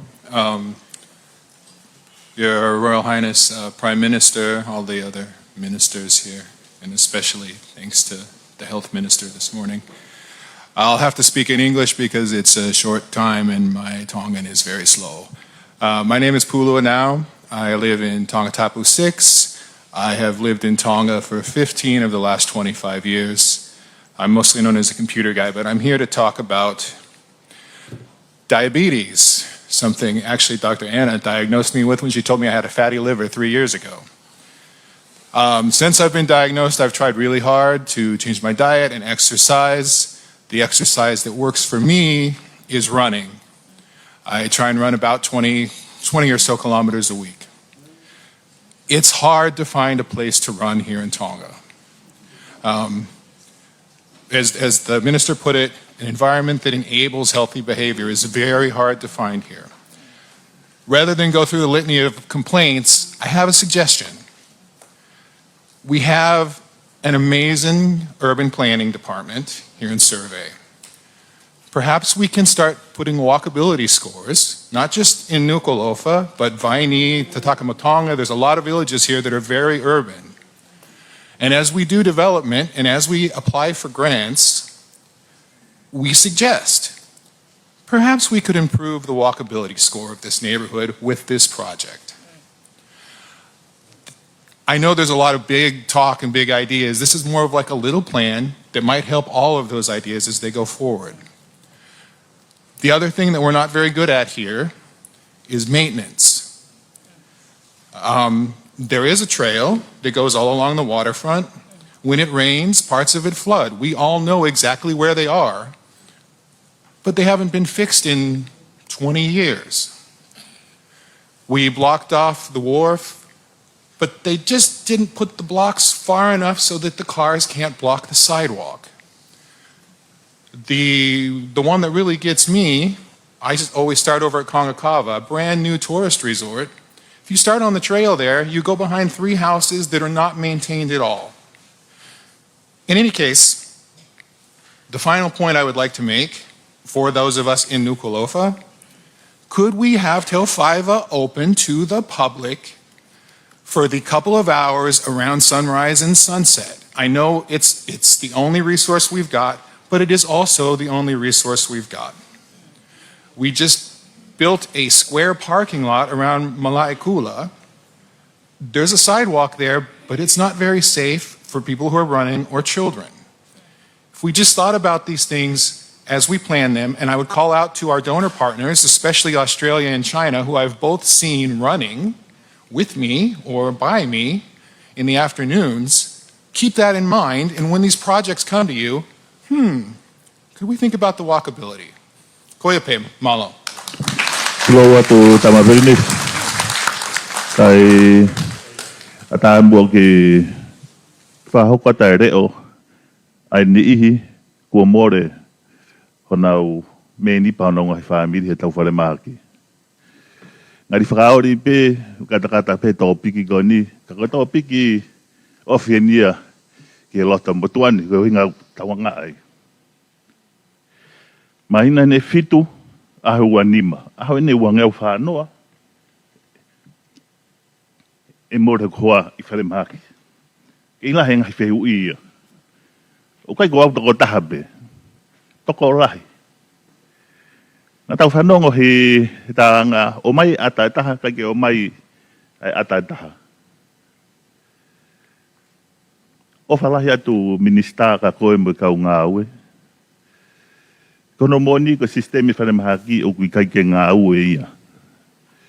O kai ke ngā ue. Wau ke ahoni kei whehu ia pe. Whaingata au pito whakahoko ai ngā ue ko tamai mo whae. Kai ke hapaanga ia I māman.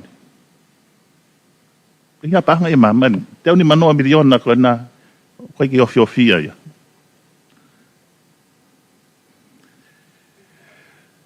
Koe whukotu atu pe. Whewhe ke tau whia e whakarere kliniki ai kau toke tā I whare mahaki. Ka nau lofo mau I whare mahaki ka hiki hako nau wāhenga. Kou tui, o ka paute ke eke whehui ke ni ke toko taha kotoa pena e more ha me nipa ne whaamiri whare mahaki. Te nau akui, te nau loto ki ai. Koe potu ngāwe mhau inga taha e pure a ngā ke potu ngāwe mo ui. Awe pa a ngā ki ai, hiki e wahe ke nofo mau tau kau toke tā tau kei Tuku'aho e o wharere kliniki, nofo taha ki ai. Koe potu ngāwe pēni e taha o whelawe I tonu mo ui mo mate. Mo ui mo mate whamaterie, mo ui mo mate whakaphalau maarien ai nukeni kau whaiwhekau hen. Nā kulawe pe ane afi, mo ui. Kai kira paanga ia te murawa o. E kenge mutora moto whawhoki mau koa. Whaipeki ngā whakalao, ka no moni na e huinga pe whakahoka ngā ue koe ni. Ke ua na e more noa ia I e mo ui e hoa, ke hoko I ko hoka ririu. I e tau potu ngā mo ui. Pe ki ka hau.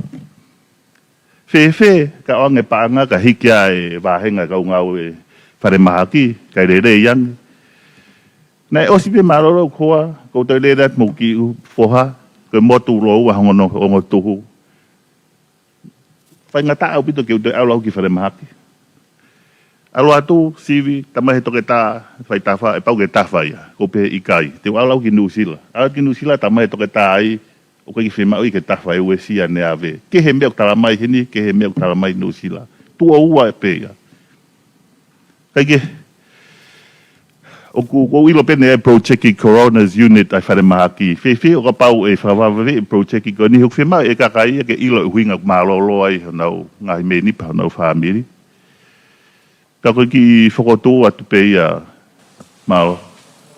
Malo beto Leon. Ki hoi e ua whaosi ve kataki. Whatapu atu tamapinis. Ka e talangata mo ai he whinimoto anu whai ki tō mamao atu ka e hao atu e ki whahoha a koen. Ko ki whahoha a aku koe uhi, koe he whakapaea koe o kumau whai pia mei muri o si o mai ke pot ngā ue mo ui. Ko e siasi pia moe whonua, moe pureanga, mo ki tau tolu koto ape, tau whakamalu koto ape, ko e whonua tupou moho eiki. Ko e kuwakai koe ki he whehano aki pia moe wheu iaki holo o e fie mau toko ni. Ko e whakakaukau he whakautua ko whai, ko e mau whetā utu i pia mei muri, ko e mau nofo, mau whakamalu he ngahi sias, mau nofo peotari e kumi whare lotu, mau nofo peotari e oange ko e koris tutuku, ko e kumi holo. Kai hao ki hoku ata mai, whe nai ke shift pe whakamavahe, ai whaahinga tokoni e whai e ki mau tolu pia mei muri e he kakai tonga. Ke oange he potu ngā au e mo ui ke te mau tolu. Ke mau hoko e se niti o mau tāna ki ke teu ia ke hakakai. Ke nau foki mai ki o tau whonua. O langa i hake e ngai tawha ake o kumata vai. Mea pango pe e tō whihanghanga i e nia mo hakakai fuakavenga i he malae o e lotu. Kai e sio ai fine motu ani. O ko tui au ko mea totonu e nia ke invest ia e Tonga ko tope ko whakaoha ahe ko e o pe Moimoi te au e lau mano toko lahi. Pero henga whakaoha ahe ke te tau tolu i muri. Hiki moa e tau tūkunga whakakaukau o siofi mai e potu ngā au e mo ui ki tongani. Na alava mo ke uki e Tonga ko tope ke ta ofisi i ange mua e tau wheinga ke ngahi whale.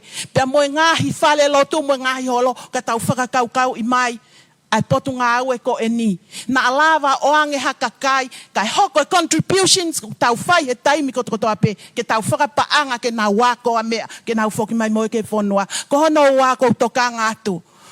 Ko e uhi o kumau kau i he totongi mai e ngahi supplements pia mo ngai fo i akau ke ngai pharmacy pia mei muri.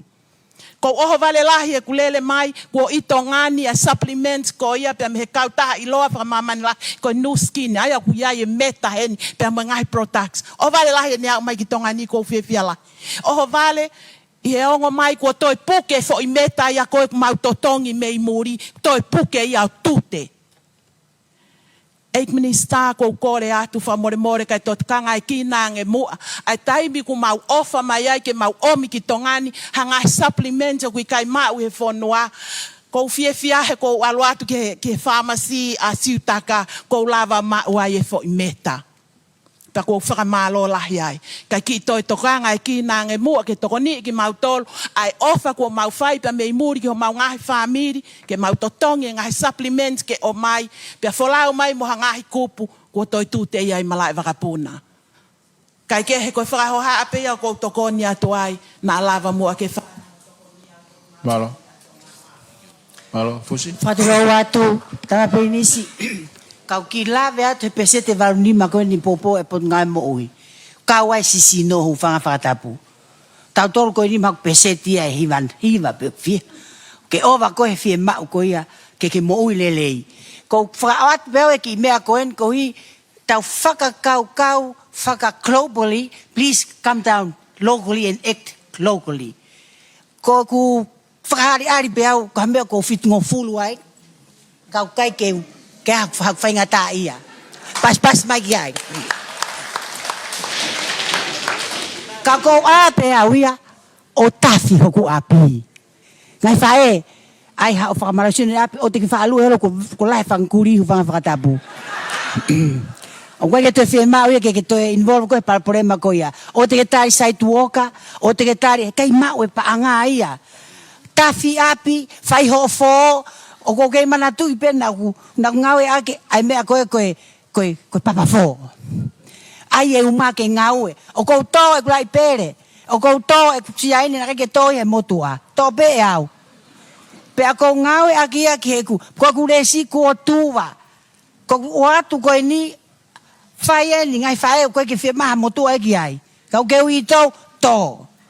Pea ke ngau e aki rewa ia ke tokoni ki o wheilo ki o ka moulele ia. Pako ki tokanga tau ia pare mia. Ko hui koe chemicals. Tau tā noa pehe mea lere. Ene tuwa pehe ni. Ai kemikare o ku tau mao ho tau sino ho whakatapu. Whewhe ke whenga ke whakangata loto kolo. Tuku atu, o ma hopo o ki luelua so pingi. Exercise.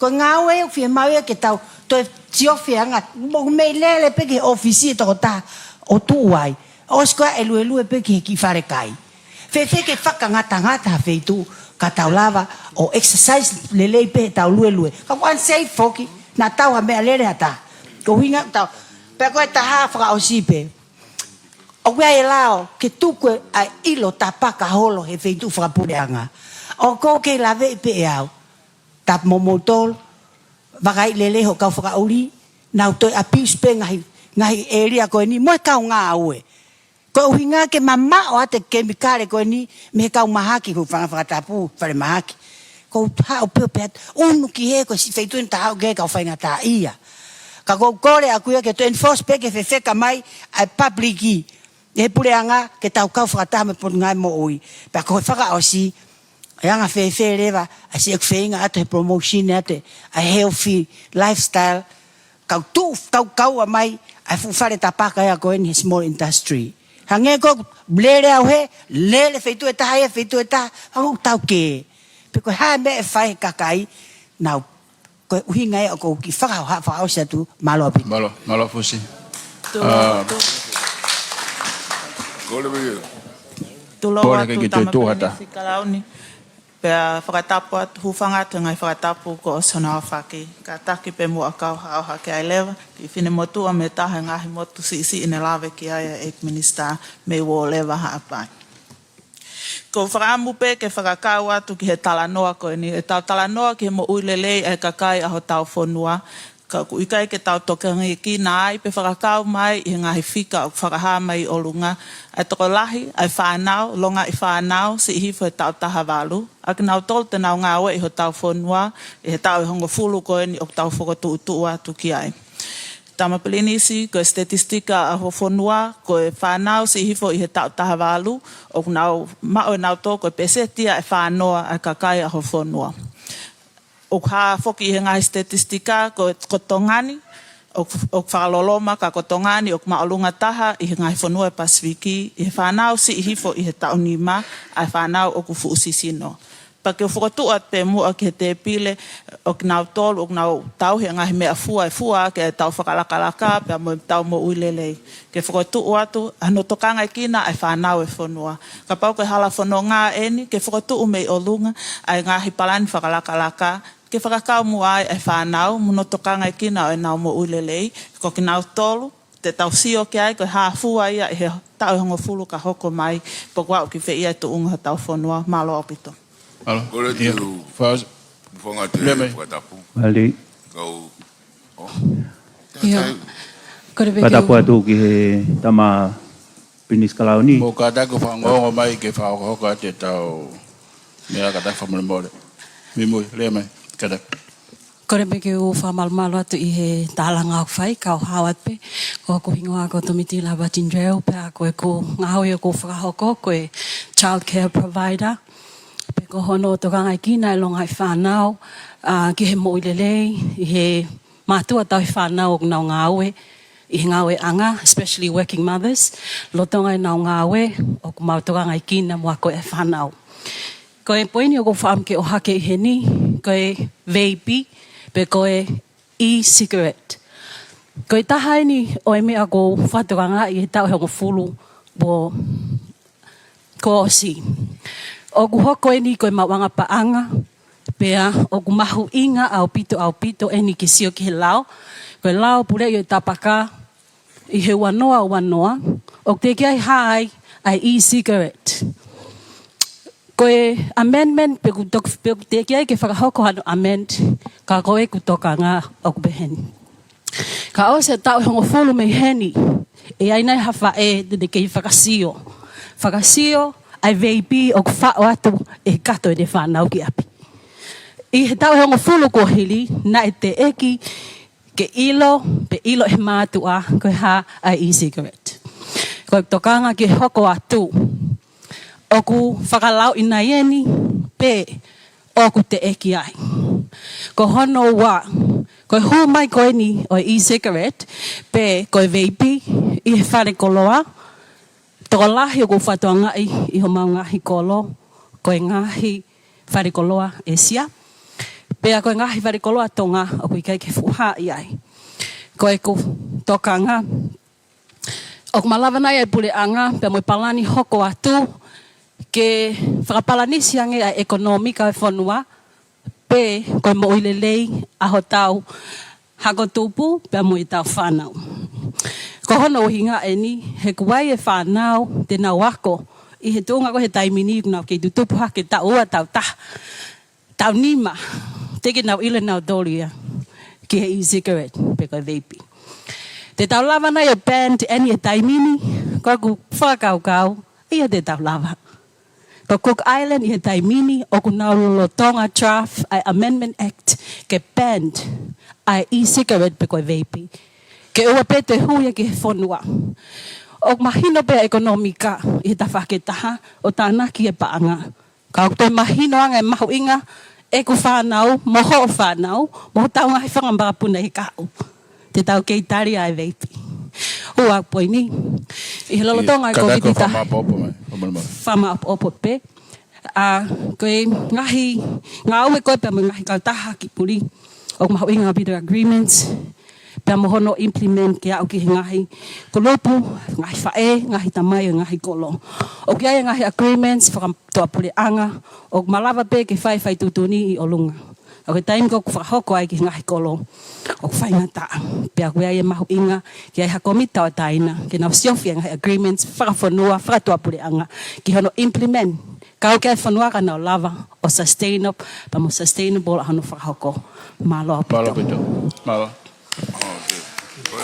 Kita kwa memore pe o ko lave pe o tolahe ak nau tolu pe fai me fe ui. Ka ko hange pe ko ia o tau whatonga i lokini. O heni be minister mo ni Portugal ka pau ke talatala pa ke talatala te nau tolu ko te nau heni pe. Ka ko hiko tau taibi, me ene taba, problemole.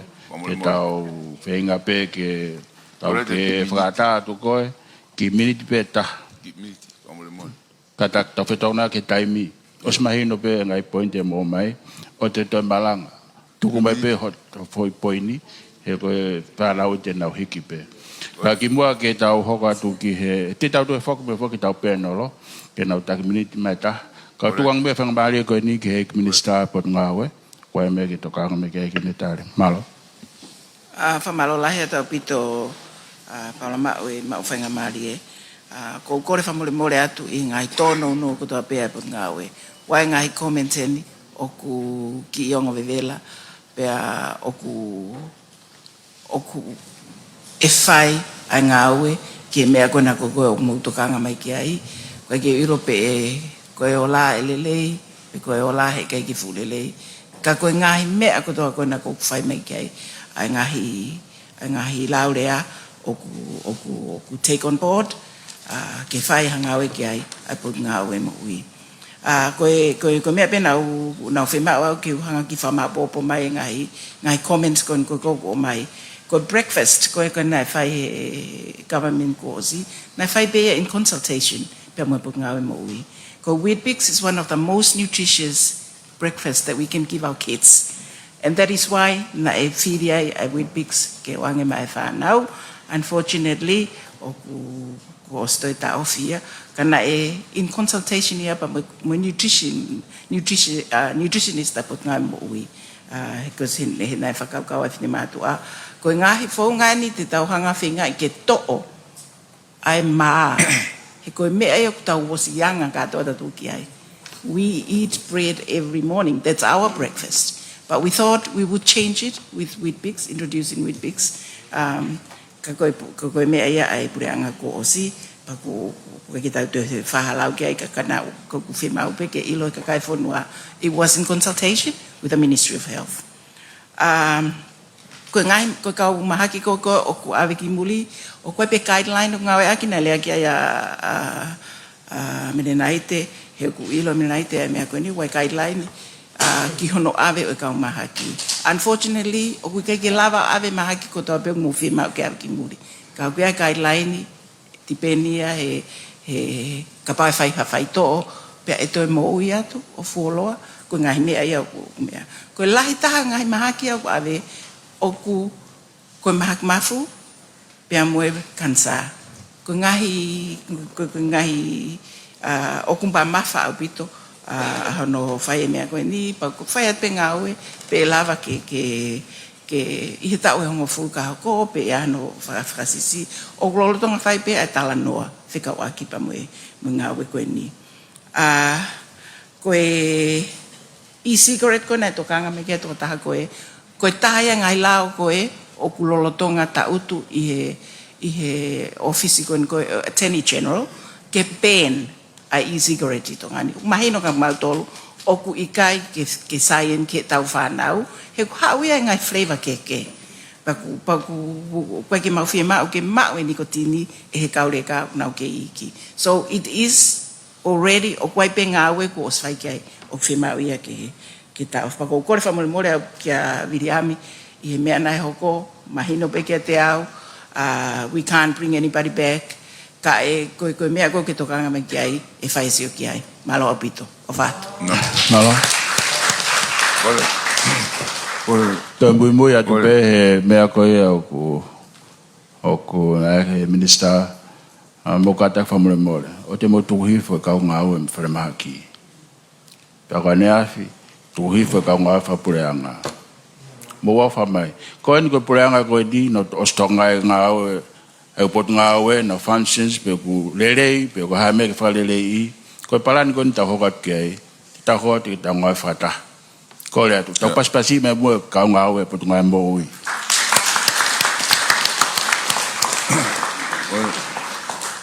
Halo, lablab. Vamos ko fa pe Fakatapu. Ki me ulu aki pe sea mo ho eki.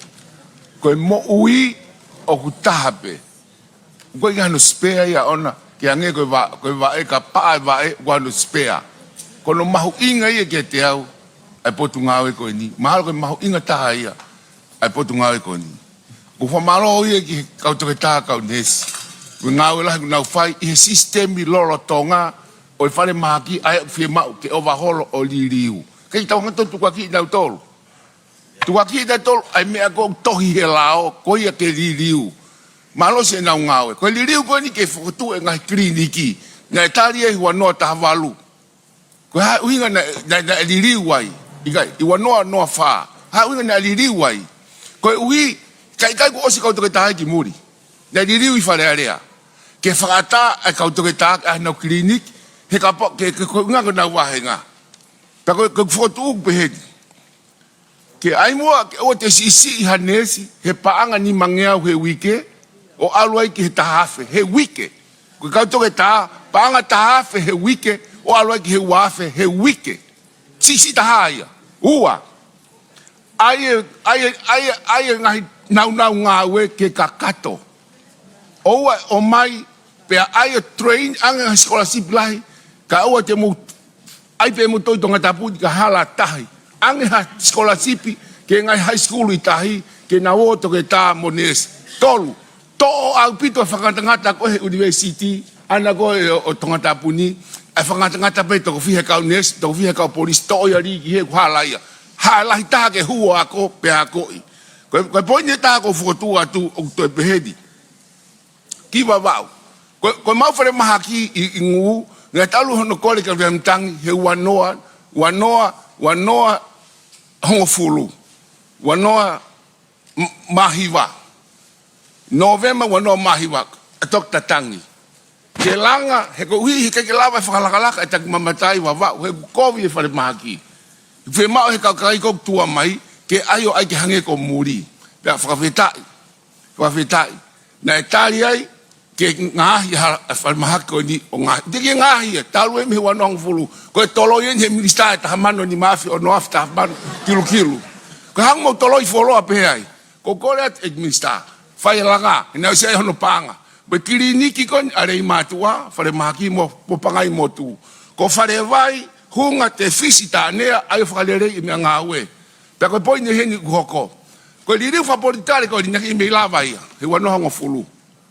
Na minister police le ro abram tangi, a lo tangi, pe to minister mo ui. Na tau he lao ko polisi, we lao prisone.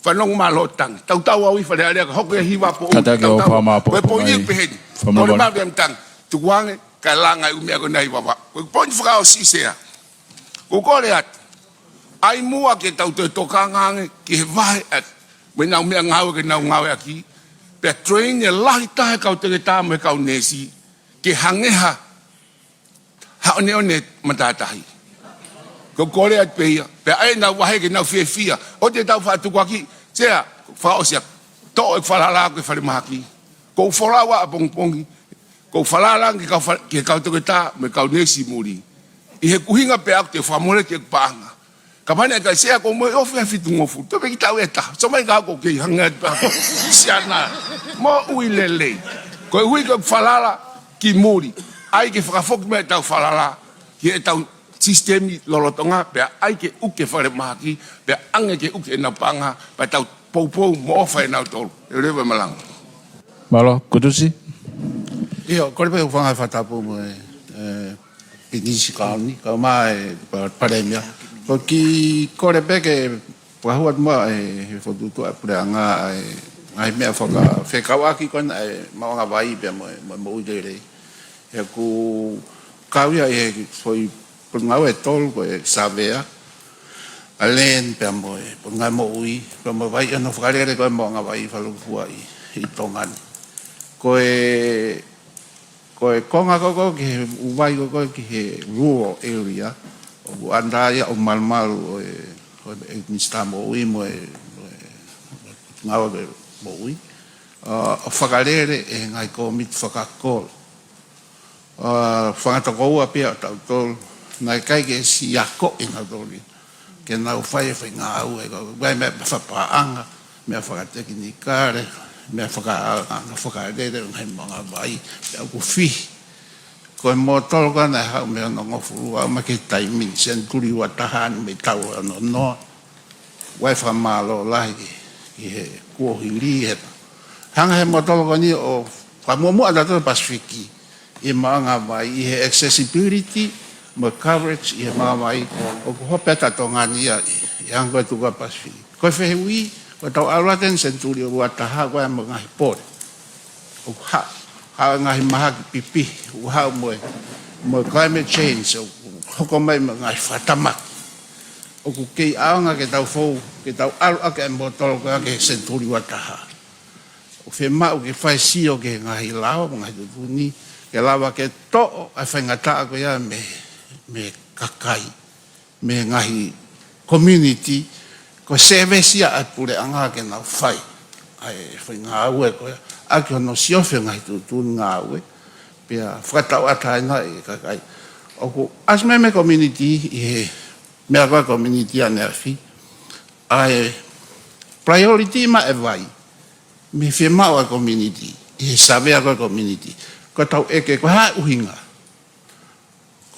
ko giai o ku kai ke sai tau hufanga fatapu o ku ia firma o ke fokalere pa fokia ke me faka governance mo no anga ko no tutu ni ko mai tutu ngawe ke no fokalere e kai ke tau ab ke ki fanga to ko abu to he kolo na kai ke na mateu ke fanga na fanga we pe agu to moriri be ha pa problema ko ya awanga he pole ki he kahau e anga koe tu ka ku whia maulahia ke whakakau mo e whi tae hongo fulu kon TF tolu he kuai pe lava pe ia o whai anga he nip free o wai for tu proposal ai ki anga koe mga vai tēnei lava whiau ai whia mauai Tongatapu tatau pe Vava'u hapai tu ke o te mo tu ka kuai pe mga hipia ke koe fotu pe mga whakaukau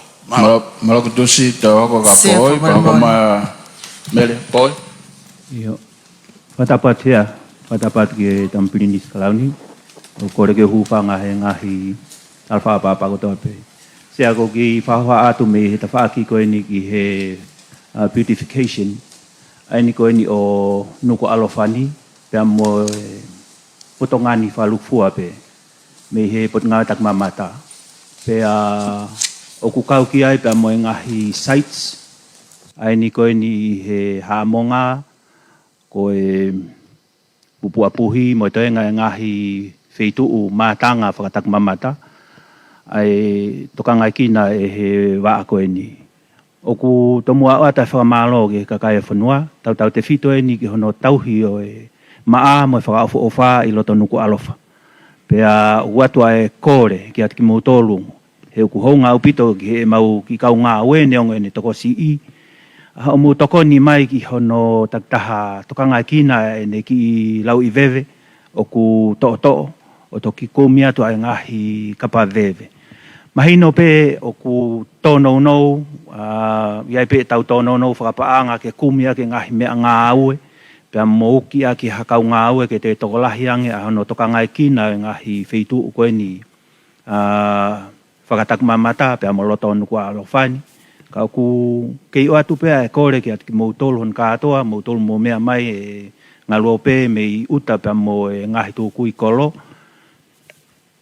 ke mo tokoni mai ki he ki o mo pot ngawe i he tauni o lahi ai ngahi wakameiri o ku manake nau hoko mai e pe nau hau pe a koe kore ia se a ku ngaku hua to ai pe ni whelave pe mo e mo uilerei pe mo e maa i hono tokanga kina no hiko e tau veve ngahi veve o kune lava o tānaki e vai mo e ngahi mea pehe whanauanga koe ni o e namu koe uhinga ia e whakahoha pe aku pehe e anga e wharea Malo utu poi mele Malo sea pe a whatuloa te me tamisipilinisi kai o atu pe moha ki toko ni mo popo ki ngawe ai ik minista pe mo pot ngawe ik pale mi ko pe ko kawen I ka veinga mahu inga ta ke tau langa fonua faka ki mo ile le pe tu fa ekonomika ko ilon mahal ne fangata ia pe ik minista hono faka ha mai aiola step survey I wa fita fitu pe sete hiva point hiva aho tau kakai rates of NCDs o tu lawe ango fua ke mau ha mahaki NCD e ua petolo ko kawai atongan mo ngai fonua Pasifiki one of the top 10 countries in the world mahaki au pito unhealthiest country in the world pe oku tau ekelewa ko hahano o hinga ek pale mia ko hono uhinga lahi e tau focus I he langa Fakalakalaka fa ekonomika moi whenga pe ke kiua ngai mahaki kaka ke tau tokanga kina prevention ko pese te hiva point hiva has been holding there for the past 25 years ko mahaki ni o ka to pe ke ta ke hoko ke pe aniafi o se ni tau fango fulu ai tau to fanga mai I mahaki ko ndi mahaki e tau kai vale hu fanga Fakatapu mo kai me kai u ke tau ko me en ko os mahino me hinga hi Fakatotolo ko fai he kau health professions ko high main drivers were NCDs trade policies are the main drivers of NCDs. Pea ko atu ik palemia, pea mo kabineti. Ko itau palani ko ini, tau whenga ke align a e tau trade investment, industrial investment, pia mo uilele e kakai. Mo e tau prevention and intervention policies. Ko tau culture of eating, ko tahaya ngai drivers. Pia oku tau whakawhetai, ko mama mai e loto ngai siasi. Ko oskamata pe siasi tō ngā fuoloa pe ko se ai ko mit NCD, ke mo uilele, ke eating healthy. Tau ko osi kamata ai siasi we siriana, ke ta whaako ni he tau ngahi mea toko ni. Ko e tolo, a driver NCD ko ki tau tolu puleanga. Tu wai, ai whakahoko e ngahi policies o tau ke whai ngāwe koe ni. Ko ia o ki ai e whakotuu me he ki nau tolu koe kau health professions whai ngāwe koe ni. This is going to be a whole of society's approach. Ka kou whakotuu atu. This is a whole of society's approach beyond health and to wealth. Fia mau pe tau tolu ke tau mo uilelei pa ke mau pe hasilini. O ki ai e ngai whakotuu o atu. Ulu aki pe ke tau hanga review e tau trade and investment policies na olawe ke ai anai ke align mo e tau health and prevention and intervention policies. O ku monu ia kau taha Fakafonua e kau ngawe ai puleanga o ki ai tokoni Australia ke whai e whakatotolo ke ngawe koe ni pe aku kei whi mau pe e palemia ke tau ngawe whakataha ke ngawe ni ke tau whakotu hangahi ngawe anga tene popoi ai langa Fakalakalaka ekonomika kai toi popoi pe ai mo uilelele. O si ai e whakotu ki mua pe Australia kabineti ke whakotu e National Food Authority. Fie mau ke whakatahataha i kotoa ki ai ngahi ngā aue ki he mo uilelei and at the same time advance e tau trade. Kadako whaopo mai mele whamlama. Iyo, whakama opo pe o ki ai ngahi mea ngā aue lahi o fie mau ke whakotu i tō ngāni pa o stari pe moeni kapineti ke whakotu mau hono paanga pe awia whaia ke mea ke. Ke whakotu hatau National Food Laboratory. Tokon ke sivi ngahi mea tokoni ke mahino hao pe amwe tau ngahi tonga ni oksai ke tau kai pe pehe kene facilitate tau trade ki muli pe amnai ngahi talanoa heni ke certification e organic products. Fie mao ke whakahoko ngahi ngawe ko ia malo a pita sea. Malo? Iyo. Malo a pita. Whamalmore tamsi whaloloa. Ka koe kawinga mahu inga o pito e nia ki he wheitu una pe pehe Fakafonua. Ko whinga peke mini te ua Paula e ki i whahako whai atu. Mini pe taha kataka whamamore. Malo o pito. Mi samo oi pe moe pale mia mo pureanga. Ko ku whaoha atu. Ke mau kātaki mo o toe. Wakawakaiange ki tua. Me akone ku mau lolotonga whakahoko he taimini. O ku lahi e talanoa pe te ulele au ki whatoanga, o toki laku mai ai ngahi whakatotolo ku mao, whikau aki mo ngahi me an. He koe polo kalama koe ni i he nai mākai i he taha hiwa ono walu.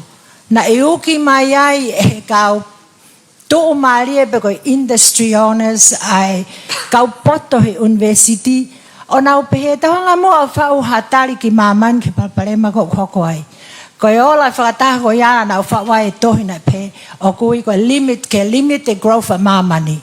Paka paule pa ku limit the growth a māmani na e tu uloto e healthia. O alo e nau ngai mea na wiko interlocking. O ke whakatoko si e kakai o māmani.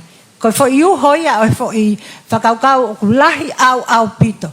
Pea whekau aki pea moi whakasisi e tupua ekonomika. Ko ngahi interlokia i he ola o e limit growth. Ko tā noa loloa. Pena e kamata lewa me iai ai wanoa development goal. Pan hangeko ki whaingata e nau ngau ki ai. Pa toi tuku mai ke Broadcom Commission ke nau o whekumi. Pa nau toi hu mai lewa mo sustainable development goal. Whakaosipe, koe ongo Palani o kua, koe puleanga sisu mo puleanga setane. Pag teu ke haele mai a sisu, pag tuhe a setane, o whenga setane ke sisu ene mea kotoa pe. Pag koe ne whakafotunga e ni ko tau Fia tau tola talau tau anga lele, tau tokanga ke masiva, me ala me apehe. Ko foi whahoha apeia, pa ko kore ke mo whatokanga, ki ngaiola whakatotolo whakamuimui me malae, te uhanga o mai ke tokone at ko mo ngawe, malo ape. Malo, kataki ko tau tokotolo whaosi, ko briami, pe alis, pe whaosi mai lovely. Ka mo kokore at pe, ke tau ko tu pe ulahe nga he fehui ko hi te tau te foki mai ke tau pe no briami ko pe ke u whakatulo watu e tala apa ki malu ko toka mua ka more atu ke mai pe ki whainga maari e ke so sa atai motuan ko toki mau whainga maari e o tango tu pe au whanongo e ngahi tālanga whakafo ofa au pito ai fotu umai Palani mengai activity ke fai nga unu ki ai pa more se ko meni pe akuia o peisi I ho notify ni ko e ta WHO I health is a state of complete physical, mental and social well-being and not merely the absence of disease and infinity. Ko poini ko tano ai he ni e sea ko whakakau na atope ni ko stutone ta bu so e tai whawal. Ko whawo pito ai whai e fokasi ko I ngai se vesti a whare maki pe ko whamalo lahi atu ke ministata mo e kau ngā ue. O whai ai sio ki he ola o kupu aki mai pe me tunga lolo tonga ta mo iwi ngā ue mo se vesti me katoa o mea kou whai ahono siofi. O ku whai ngataa au pito ke tau siofi o hange koe tala noa koia. Ai palo fesa pia mo ene kau wako ene hu mai mo ene sivi whakafoki wha. O ai pe fo I toti pe he la I pe pa. Katoa e tari whehu ui tā noa I pe lo kei sini pia mo fuo pia mo lahi e toti koe ni. Kai pe he loto pe pa o fesa. Kai fe toenga space ne hina koe. Poini o ko whatala noa ai. Uraki, koe te whenisin kon o mai o ku misi ai e mea taha ku maha winga taha. Physical, mental and social well-being, misi spiritual. Koe tui ai mo tuani sea. Koe polo parema koe ni is a holistic problem kie fonua. Koe holofa whakalau maarie.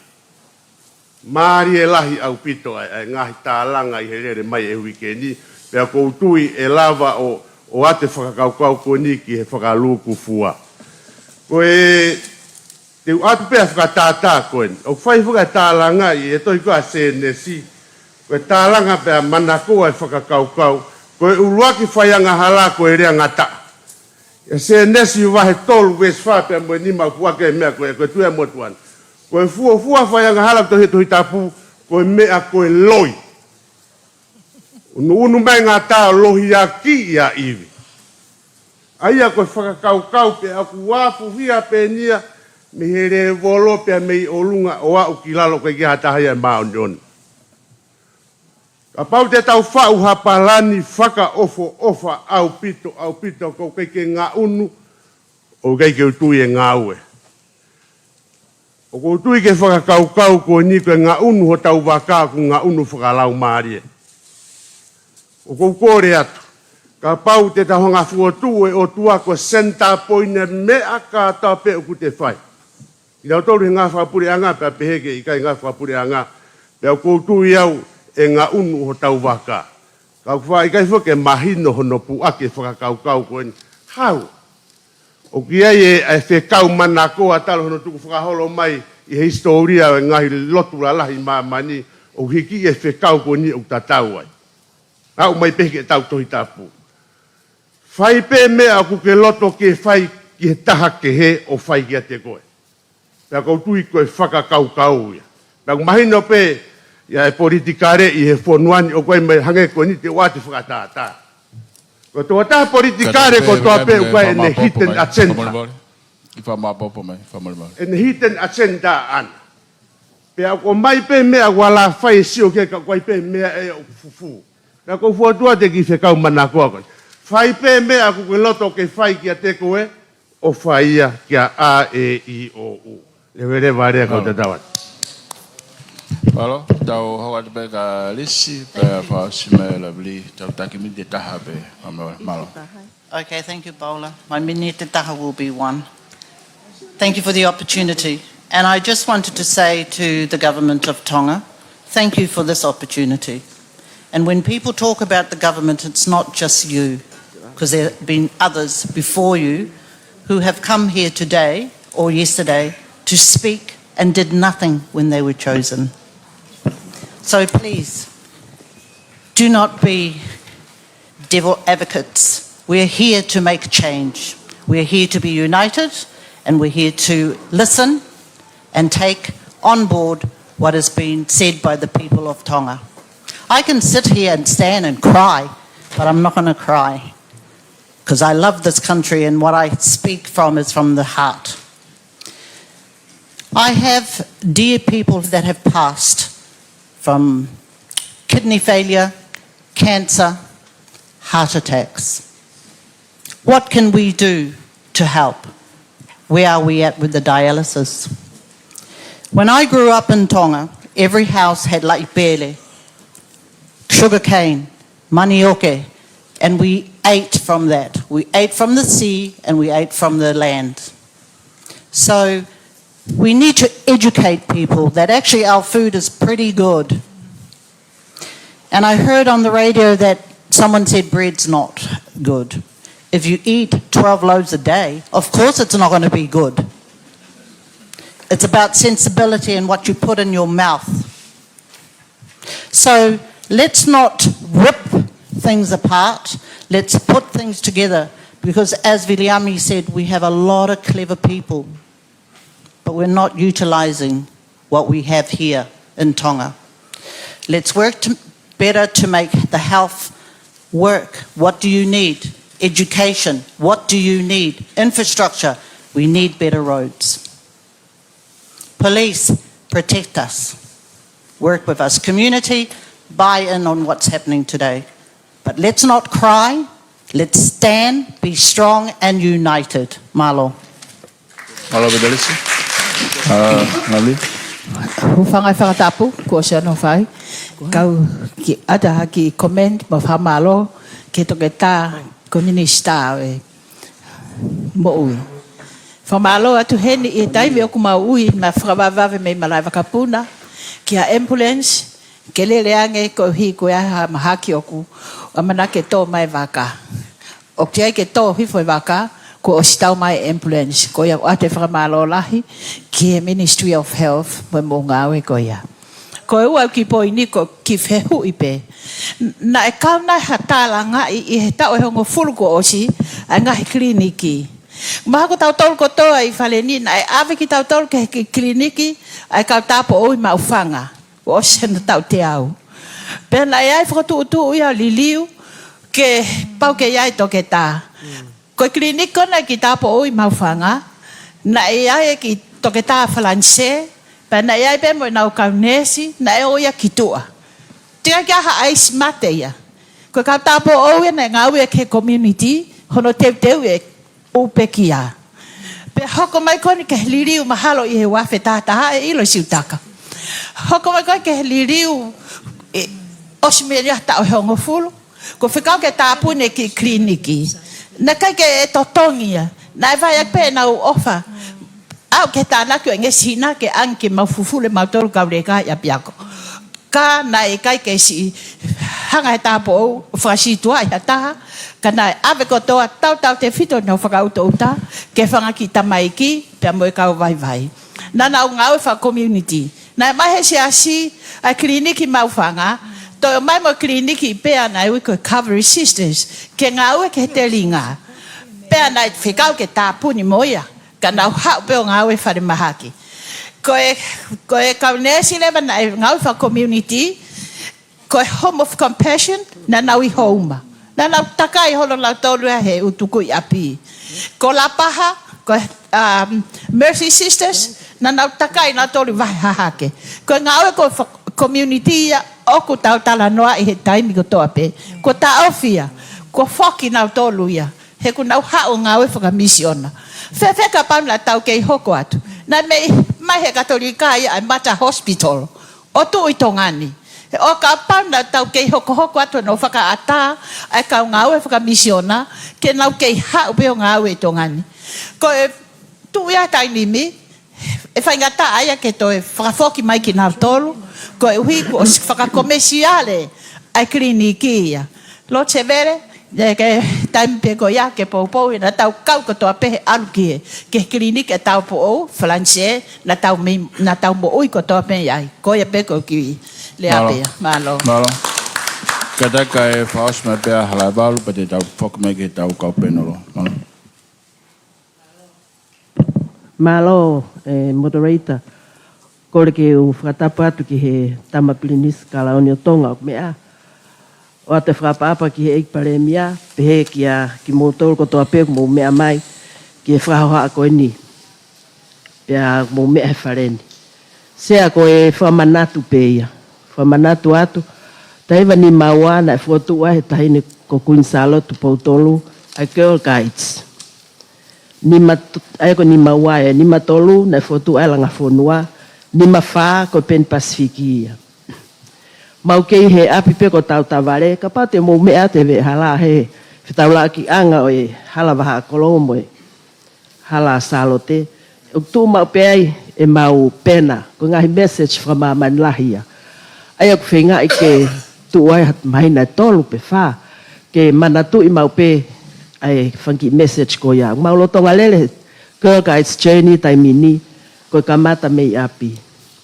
Manatu kamata mei api. Pako ku whanongo mai koe i poro kalama, tamasi plinis kalaoni pe motoro me e whareni. Ka toa ngahi whakakaukau le leimu whakaofofok mou, whe mea aki ki ai pare mia. Tau ia, ke le sita maha mou whanau, ke Girl Guides mo Boy Scouts. O tai totongi pe eni, pau maui apikaiti he hongo fulu he tokonak ko toa pe, hoa pe e ua. Pau mau ngau e tai totongi pe mahala toke on pe habau ki totongi mo sus paskala ko ne pe kia iha aho pa ko tu iau ko fuskaho e kau mai ke mau oholo o tu whake maama e kaiti. Ko e visone ke whaka malava a ki whewhine Tonga ke ne hoko ko hataha citizen lelei.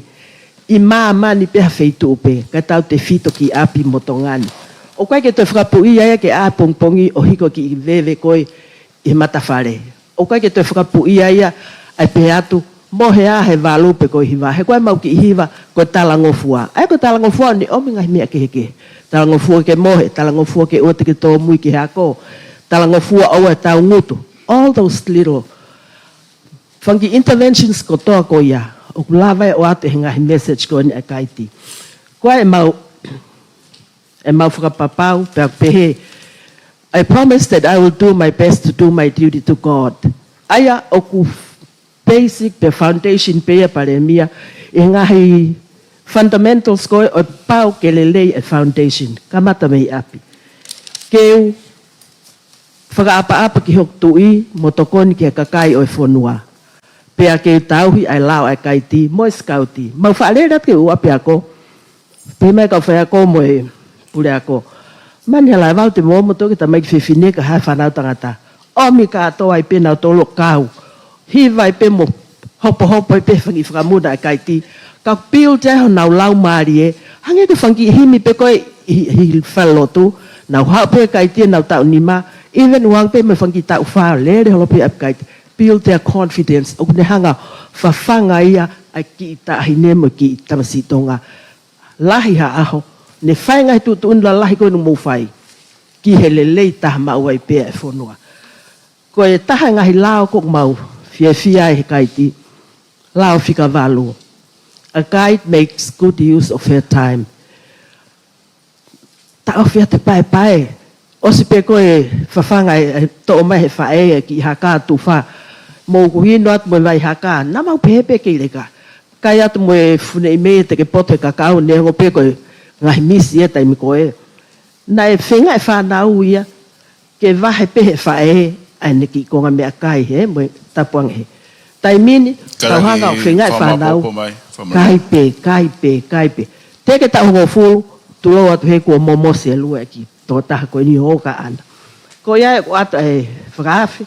mo toko ni mai e pure anga ko tui pe ai ko lau miliona ko na e kawai me kai ti me scouti kwai e report na fai kawai pone pate town sila mo so kai a feaki mo to paka mo na tol ko e waf ma valu ta line in the pair ko finga en ko ke ta ofi anga hi fu ko no fai ko ta nga recommendation nai fra foki mai ke apia ko ai girl guides mo boy scouts o ate fo tu se malo pit ma tai malo beto ta tuang mo e fanga mali ko ni ki no pele malpo ke ne mema malo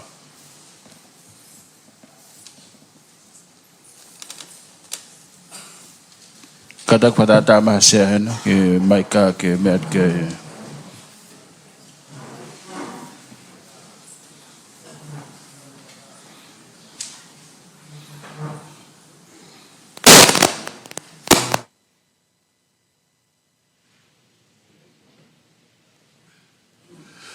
ko Fakatapu ke he afio tua ba ma Fakatapu atu ke te tūla e pare bia pe ke minista kau ba ho e kabde pe ko Fakatapu ke he ki mau tolu ko toa mau he whainga bāre e pare bia te kai ke u whamore mōre te o te kai ke u fuula pe ai tu uni ngā ue koe whehoi a pe koe haa no loa ka te oko te ki i lawe atu pe ka toki tokoni mai pe sike tari pe e pare bia ko whawheta e ke o tua māti whainga māri hoa ko eni ke tau o bao vahe tau o si ka koe whakawa ai boto ani i he kua o sia nā kui he wharearea tau e hong fu maano ka nā kui he te pire koe nai whituna ai kore mia i he tau e hiwa. Pea koe kua o sia ko roto me wahe atu. Koe uroa ki me aia. Whamone more peke e kau tūnga whakaako. Uroa ki me aia he kua o sia te mao hakau taki o kua pasia ka si hopa. Ko rabe he ahoni toki lere mai poto a koti ki o mō whonuani pia ko rabe ke tuunga e whonua he ahoni i hoku tuunga whakatau hui kakai o ko tui koe uroa ki mea ke pae sio ke whonua koe hae tuunga kui ai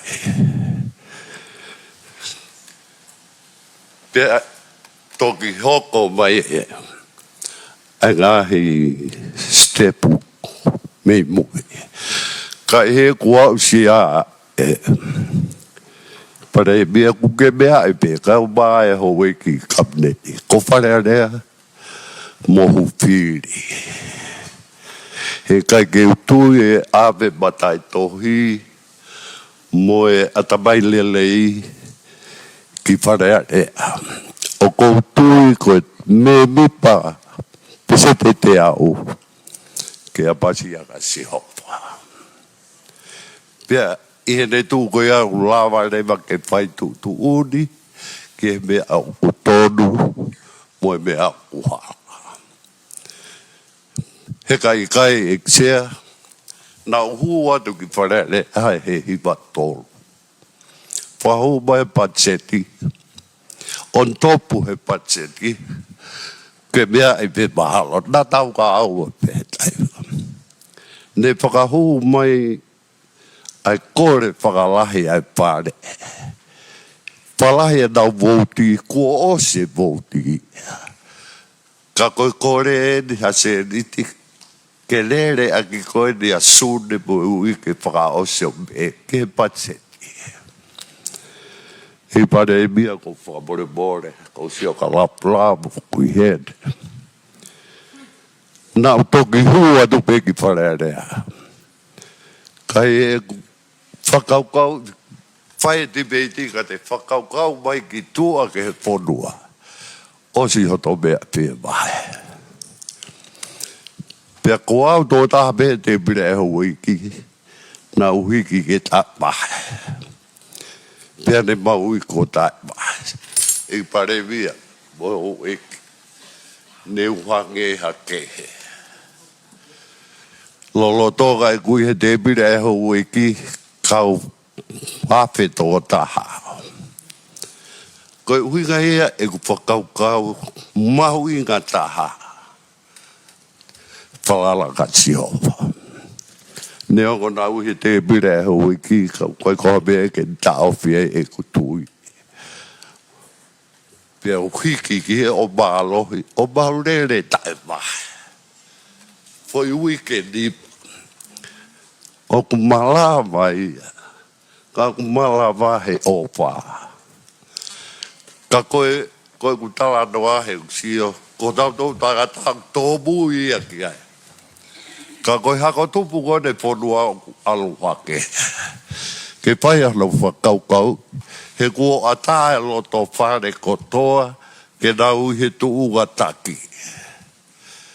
Ka ku mahu inga ke mahino ke he ki tamasi he ne aluha ke. E he tuunga ko o ia e makatuunga. Ka pau e whakaukau i pehe. Te tau sira le makahatoga e tuuloha. E aluha ke hako tupu mo e fo i mahino ko ia. Pea te nau whaka ehi e. Nā uhi te pire ko nā. Ko lawe i hake kui he te pare mia māloro. Ka kou whawheta. Kai ke uhanga lawe. Ne tu o ua no li pōti au ke te matu. O makatu unga pehe mea kone kou whakahoha ake. Ka kuaha mea ko totonu mo montu ai.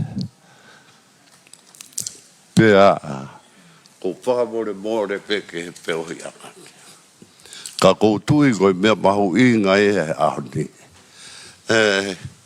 Kau ki oate ki mana me rie koe ni whamore. Nā u aluha ke au he taimi. Ko Tonga. Na e whahabiri e loto whare kotoa. Ai koe fufua api ako ia te manatu ko hono whakafua e mo ui. Ulo ake me ai kono whakafua e mo ui. Pea toki hoko e tau ako ia mea hu ako. Pea koe kutu e pare mea koe ku whakahoha a o kai ka mea kui hoku atape, ka kui hoku rau maare. I hoku tuunga tau hui kakai, o kou hala moha ap Tuku'aho i uia. O mga tuunga pe, mi hono uho koe ofa pe. Pea, malo mo ap koro, ke uia. Ka kou vahe pehe ku maa whana he kua usia. Mahalo e tō mui ka ki tau tōru he taimini. Ka koe hako tupu. O mawinga ke whaha sio. E ka pau he kai ke whakatoga i mo nau tōru. Toi kovi ange taime. Pea koe kuki whakaosi pe pare pia. Ko mau taimi, nei tike whakamawhora. E whare ale. Ko taimini, ko whakamawhora. Pea kia te au he kuitua. O ku mahu inga ka ki nau tolu i loto. he koe lagi mama au ia e ulua ki wha. Ke hoko whare area koe tawhera monu. O mahu inga e nau, moni pēnga whare tipe i te kako whemea aki. He tāwhe mai mea koe i aka ki mau tolu i tua. Koe mau whanau atu koe whe ofo o whani. Whanu lau maari e whemea aki. E sai a tua. Ka koe mau whanau atu koe mou whakawhahai loto. E toi whakawhahai ei me motua. Pea kuhange koe kuausia. Koe tenga o kumoto. Ko ia e utu he whanua. Pea koe whakamu pe pare mea whamore more. Ko tui o mau inga whoki ke he ngahi loto whai. Whai tukutuku lau mea whatongi e tamai tane ne ke hoko e tamai koe ta whenga monu he whamiti. O ka pahu tene whakahoko hono whatongi. Koe tōha tega lelei ki he te whanau. Pea ka pahu e pehe. E hoko rewa toka he kahau. Whama whana pe whawhiwhia. Ko ki whanau no pe i pare via. Ko loa ve. Ko tongi lele mai pe motu ane. Ko whawhetai ki hei ki. E ku lele mai whainga maari mo mea. Ki lele mai pe e aoga pe tae aoga kai. O atu pe mahe. O mga tuunga i he kuau sia. Ko tui koe ngā he mahe koe ni he whanongo pe moe sio. Ka koe mahe motu ane i he au sia. Pea kuai au whalahi atu. Peitu unai. Pare mia pe ke tapu si.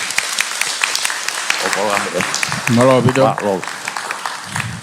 Malo pito ki nobele. Yo. Te ke whaosimai, ka whoki heu ko maulolo e mea tama whamare. Whaosimai ka tau whoki penolo.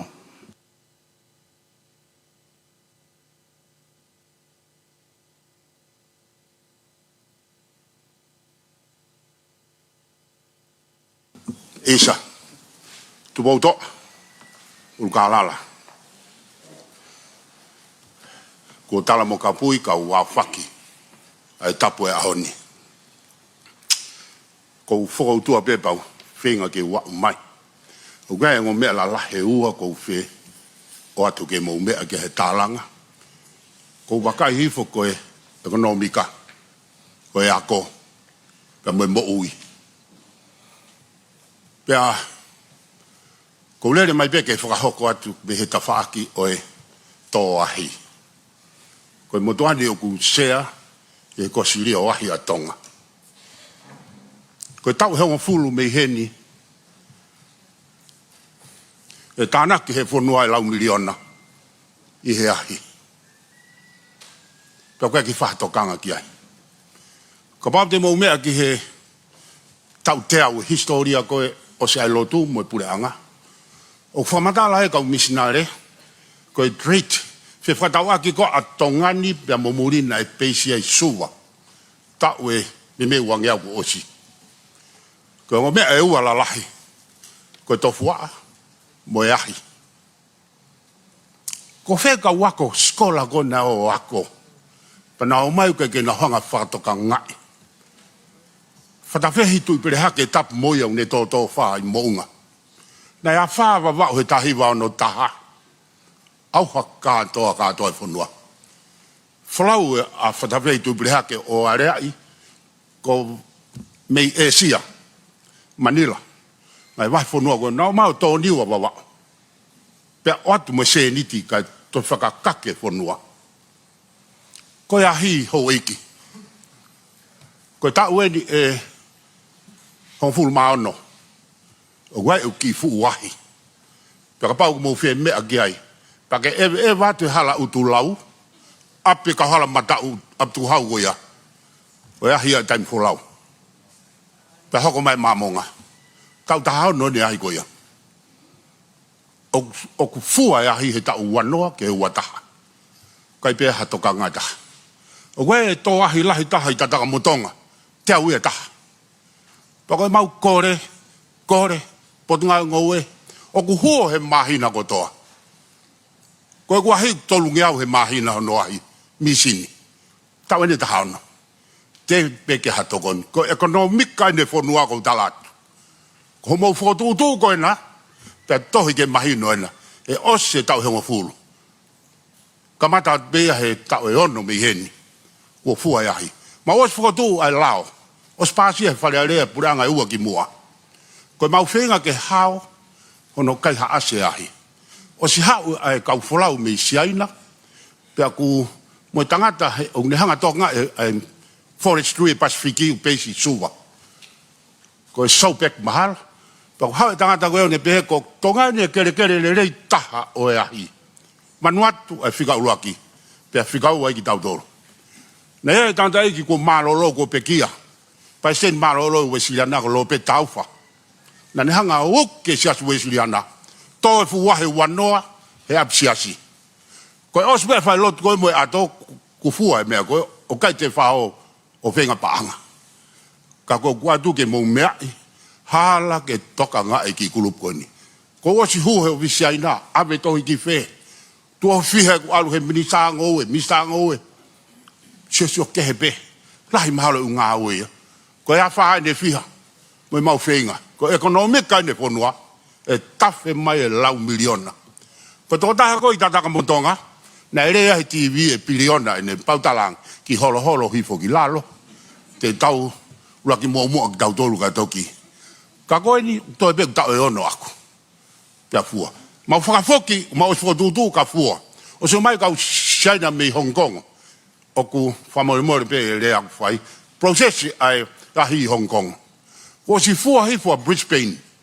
Alue ki loto whanua. O ku lau piliona e paanga Brisbane. I he fua e ahi. Ko e market price e ahi Amerika mu waka hifu ko mu matao tao. Tola wafi Amerika kilo e taha. I he tainimi. Ko e ahi ia. Ko e kahi ua e kalasi ahi. Ko e cross Indian. Pea mo e ahi tu whanua. Ahi tu whanua e tau e ni mango fulu. Pa toki fua.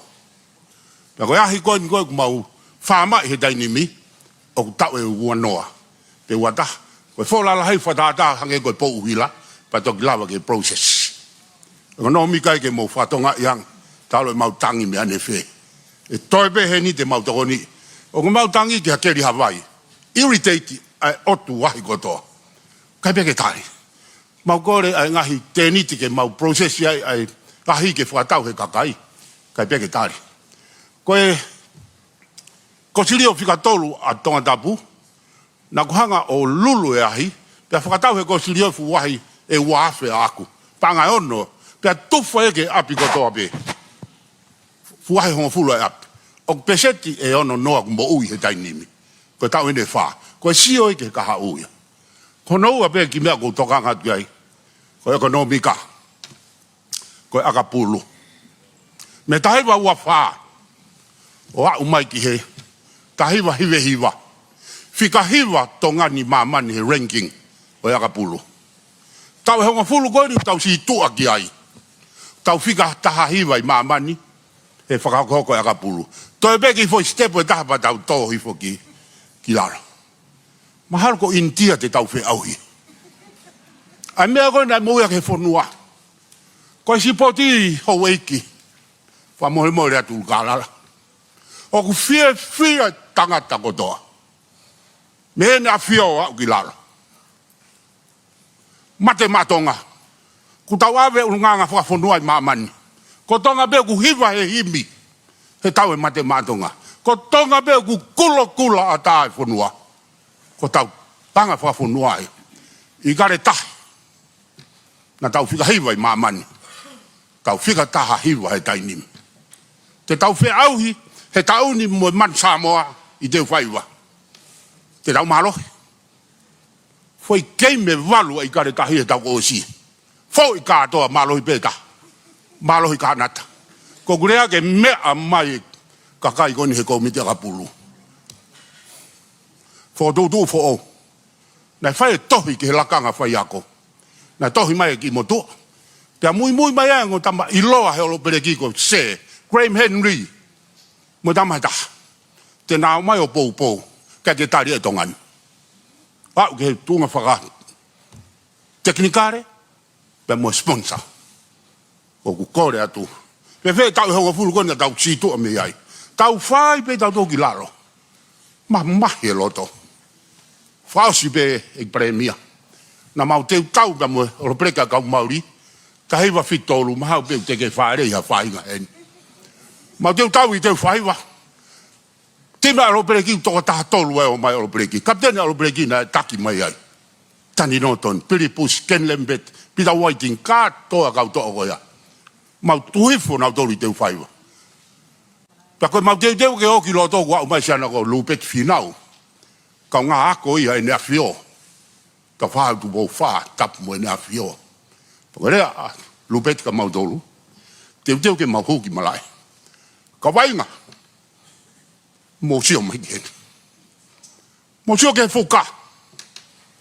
Mo sio ke lanu. Mo wainga ke mo mate he ahon madong. Fora ma tu bau wha. Ka mate he ahon tanu koi malai kula. Ulukalala. Mahano whanga sipi ai tu I e tanu ai mautoro. Ako e lau maari e ia. Lau maari e o Fakafonua. Kai ke to tongi ha peni uri ta. Nak tō wala. Tau whiwa ke he tahi wehi wahi kare tahi. Whika hiwa tongani ai. He lau maari e. O e o Fakafonua. Tau hongo fulu kon tau siot ai. E whea tonga.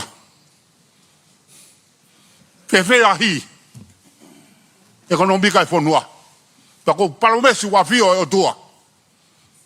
Ko e mea e nu loloa, taimi loloa. Kako ose mau tau e matoi hongo fulu tupu. Tā nima. Whaianga whakaukau ta tōni. Tālu e ku tangi mo e tuki horo. Wala tuki mea a tere mau e tahau a miliona. Koe ahi, kake mau ha mea mua tokoni. Tokoni mai he ngowe. Tokoni mai ki taulanga whanua. Taulanga ako. Tokoni mai he ikare tahi. Toi whaha whakaukauang. Lerewa he malangkau tatau atu. Malo bito templo. Katak pe ngali maulolo tama e tau programa ka tau whakaosele o tau whok me ke tau penolo. Kahi mea koe ni na o si whakaoka be me loto whale kataki pe kau penolo. O toko ni mea e tau taki minit peta. Whaos kataki pe kamata me mea sitak tau te whakaoka mea.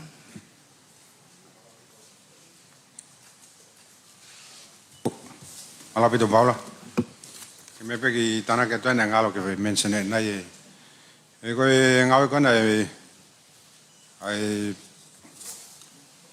private sector ma uma fale re ku uape for profit pa uape mo non for profit activities ma uma fa ange pe ko universal clinic and pharmacy uape ka taha ngai offer ku go huelo la saima Tonga incorporate uape tamu ai ka taha ko ni ne kamata he tahi vai fitu ne sita ya ku palestina mo tuan tokon pa senga lo pe la yu ko tamu ape ke toka ngai kina ai ka kai ko na wausia ai fanga foto kon ko dimensia ko our assignment you know pe ko ki ka taha ngai offer pen NGO ke ga mau ko tamu ape ke toka ngai kina nai o sei fai pe fetano ake pa mo potunga mo ui ya fa fo pe ya mapa pe nai pepe mapa ke mai faleria matol ko hinga kon natulo ko ya e stigmatization ko fa hinga foto ko ni o ka tai fa lang fa ma ko hinga kon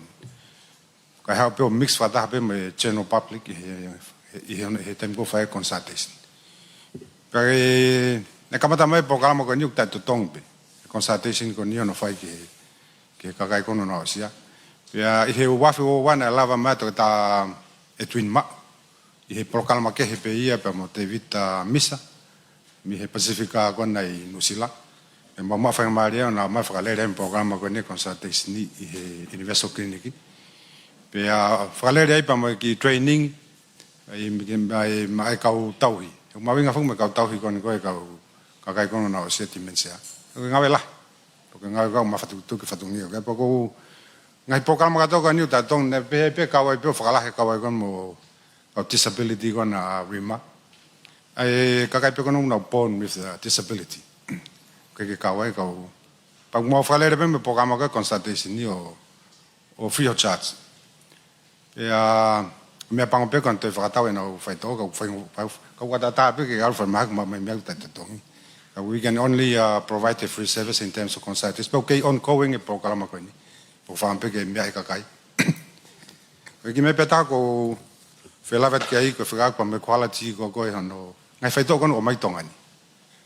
Wepe quality testing control wepe tafake Ministry of Health antape malmal we ai misa Moimoi no do ko truck regulatory authority un hanga toka nga mawinga pito e ke tau mau ko availability ko ngai faito mo access kai ke mahino ngai faito ko new sai u mahino ko pa equivalence mo pa availability ngai faito ko new ku tau nga ki up to standard na e mena mention e mele manake na yo mawinga ia he mena lau kai ko tu ko tamine quality testing o ku paperwork pe ko fa pe ko e fa fala la pe ke fitu ko fa me country of export ke na ka pa no sa no certify mai fa to ko ni patau fa fala la pe ke ko pe fa me ke la va fa ren ko mama fa no se ninga fa to ki mo test so the other alternative pe ka pa set up hale pi hen not to pe o test ka to ka pa la va ko sai ta hai en su pe ko quality nga fa to wa mai tongani. It's up to standard. Ki mea whao si pe ko whelawe kai ki he training. E training kon koe ai whakamari training koe ai umau ko he public sector. Ke lawa o whakakawat kai pa mo e private sector. O au peke ngai scholarship i o tohi ate mau e pake scholarship e tatu ma ke pare mo sio pe ki whamatala nai. Au pe ai private sector ke te tup ke te tolahen.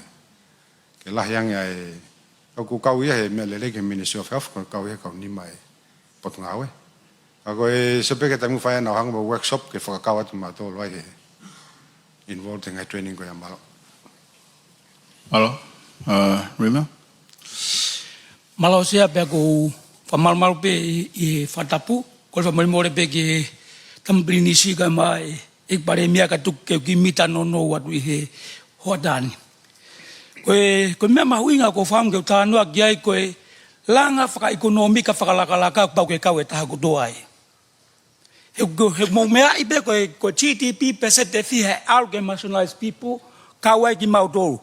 Pea ka pau te mau tātokanga ki ai ha vitamini e mai. Ko mea be hoko te mau tau ma to whakamamafa he ekonomi ka whanua. Pa mou lawe ipe i he mea koe ni oku koe ngai whanua koe i muri. O na hanga ko e na kau whanga ta ia pe whakanga ue. Ko whamaloen ke pranga Australia ko malo tonga lere tai mine ma Ulukalala. Ko no whakakoi pe me Ulukalala TVET ai kau whanga ta ia pe kai ngata ka ai e na Ulukalala ma Ulukalala internship. Pa ko whakapanga he pranga Australia ange pe mo ki vahe kau whanga ta ia ko nga ke na uha ke whakaivia ki na to pa ko kore pe. Ko foi me pe te wham ki ai ke mahino ka te kitau tau hoi na me ka kai e whanua, ka pau heke ke tau hanga whakaako, na mo whakanga ue e ka whangata ia. Te mahoko mautua ko whakamamafa ke ekonomi ka koe whanua. He umaulawe i pe koe wahe koe cash assistant koe e pureanga, pa ko fia koe mea hene e minister, o kutoko wafe ni mangeau fitungo fulu tupu pe, aginau tau kunau excess ke Ulukalala wahe koe ni. Pako tui mahana kamata ia pe me he wafe taha wha. Pako tui e mahu inga ue ai foi mea lalahi ua ko wheta anua ki hene. Ko tongani koe whanua pe i he Pasifiki na nau sain ke konvesio koe ka whangata ia i he Pasifiki he wafe aho tahanima ko no me ma wafe ma fitu. Ko tongani pe Pasifiki u te kai ke ratify for konvesio ko ia. Pekai ngatai o koe polisi Fakafonua. E kau whangatai o kei tangutu e porunga o whakaloto whanua.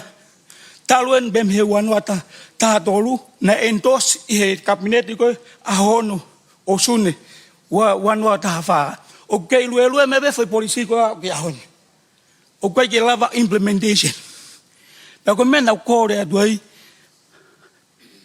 ek paremia ka be ke tampisi manatui a ka fanga ia he kapa e kai te mau fa mama fa ma do ke economica ko fonua na gulama ke pulanga sapani I whakapanga pulanga sapani ke walo kau he polkama ko whangataya na e ako e ka whangataya ko toa be ke na unga ue ke tokon ko na unga he family pena kontipite economica fonua ko wham ke pehe atongani pa ko whakamanat whakaosibe manatui ko pehe na ka te ke pehen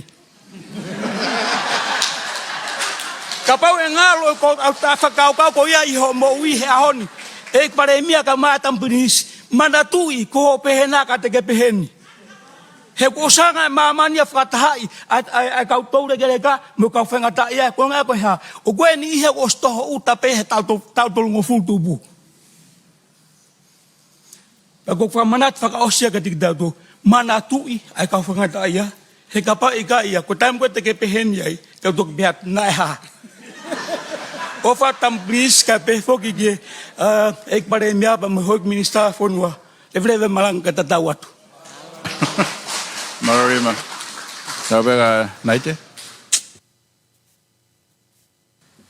Malo ko le ke hu fanga be nga Fakatapu ka ho ka pe ki vai fra osim he ta fa ki kon ai fa ka ai ka ta mo ile le ya fa mi Tonga ke tani ki ka ta ke lo fu iloa ka ki ka taha fuoloa na foto uia he lang mama o ai ko nga hono fa a po fa pe ke lele pe ki ka taha ne ngo ne tu nga vai ka mo fa malo pe to kon e pot nga mo ui e fingawe aki ko hi ko to kanga e kina nga family mo e to tupu hange ta fa ko na rima ka ma ki na tolo ku fainga taia o fia he ni ko ka to tupu he fra te fito e ma o ki ka a Tuku'aho ko na tole ka ha we fonua a fam ke na ka mai ko ai pe ma fangi polkalama o me pe volunteer he lava ki mo tol ke mo ka he fetokon aki ke tau tu fa ki nga he ngo lele ki no fa we family lele me family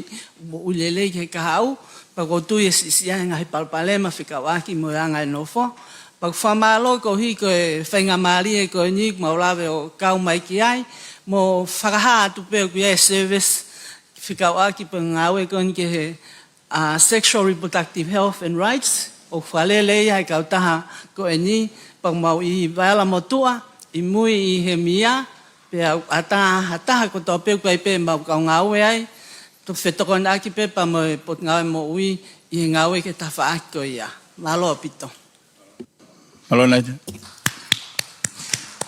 Tau hoko mai pe ka Catherine Whamalo atu kai whaiha whama apo me he tawha aki koe ni. Ngawe aki pea e Fakatapu na e ngawe aki he muaklea kai ata moau. Koe pea lalahi pe tolu e whama apo ai e ni. Tau whanongoa he pongpong koe ni ta koe ta uononoa it's the new 30s. Kai ke ka koe whamanatu pe pea mea te au. Koe uloa ki pe ke whaka o atu e leo ai kau tau leke leka koe ni. Kakai o mahonga toka ngai kina he maafafine mo family e kau toka. Pea neongo ene toka, kau kuiai ene totonu, ke whai ene fili. Ene polling rights, tau hanganake atu ki Novema, koe whakaawat pe ho nau leo, ko hinga foki ku pau pe ke ihe whai anga fili ia. Ka koe uhinga ko ene toka, o kui kai ke lava atu ai ki he whai anga fili. Pea ihe ene pehe, o kia isi e nau totonua, i neongo e nau toko ni manoa, ka koe kakai e ni moi civiliane fonua, e whai hano wakai e tau voting rights, ai kau leke leka ko e ni kutoka I he mohenga. Ko hono wape, koe whama opo ai talanoa ko e ni, o koe koa mea isi e mangalo, ai dementia, koe o alu ke tō lahi ange. Pea I he ene pehe, o ko whiema o ke whahatokanga mawahe ki ai, pea koe, hangei koe mea minister, tau unu ke universal health coverage, pe mono decentralize services ko ki mau tolen ko mo ngahi umanga aue ko mau hiki ni matu ke whakahoko ke whakaa'o mo decentralize ngai services ko ini ke a'o ki toi kakai ko ini ai au nau homebound pe mo bedridden ko te fito ngā aue ia ai kautaha ko ini pe ko whakao si pe ko whakatangi mea tek mau tolo ko waiting list o mau toka ngai he taimini ko tokotol ngeau tahanima o ku nau fie ma u hatauhi alwe folau e whanau he toli pea ia e tolahi ai ka uitou i he tawha koe ni ka koe no fie ma u ko ia ke o ange e nau totonu ke nau mākona, māwhana, mātuu mo fie ma u ke mo uilelei pea mo ofa mai ka tole ke leka fie ma u ke mo mālolo lelei ai atamai pe mo sino ka pe ke lau mali e na whamanatu mai anenai ka koe whamanatu atu pe ia ko hinga koe vai fonua Vava'u whafofua ke ise uange au te ke mau ngai ki ai ka koa o mai ai ngai whakatangi ko ia ai fie mau ai aged care ai a koe se vesia o mau toko ni ai ki he mia ka he pe ke tawhaki koe ni ai mo ui koe ngai vasko lau fie mau ke nau mo ui lelei ko ngata pe whahohaa malo apita. Malo, tau whamalo Catherine. Tau pēnola, whaasma Andrew. Malo sea. Ko re pehu whanga e whatapu, e whakakata te whatongia koe ni. Koe, sea koe tau tāno koe ti esa e whatolu. I e tau siwa tu koe ke kau, nei ko toka pai mea e ua e mea e pare mea e ne whakawa. Ko e tau ngau e whakataha ki he whotutu koe ne tau Palani ngāwe pia tau whetokoni aki. Ai koe ne tau kawenga pik hama. Ko toka ngā tau ke pe ku kapate tau whakai koe ke pacheti. Ko e tau social services o kui he uangi au miliona tupu lai. Ko tau economic engine, ai ui ai koe ni ngoue, koe tautai, pe moi tak mamata, o mahalo ki he ni maua miliona pe ai ki vai. Ai au fie mau rewa e tau alignment e tau ngāwe, pe moi tau hanga koe o tokoni. Ai tau pe, kataki pe minister mo ui. Ai koe tau sio koe ka pau tau whak mai ke breakfast. Hai mea, o koe ke tau sio mai ai ke economy koe kau ngoe o tau vahe e resi, vahe seni momoho, vahe kiukampa, vahe niu motu'u. O atu ia koe kai ui le rei ma e tau whanau.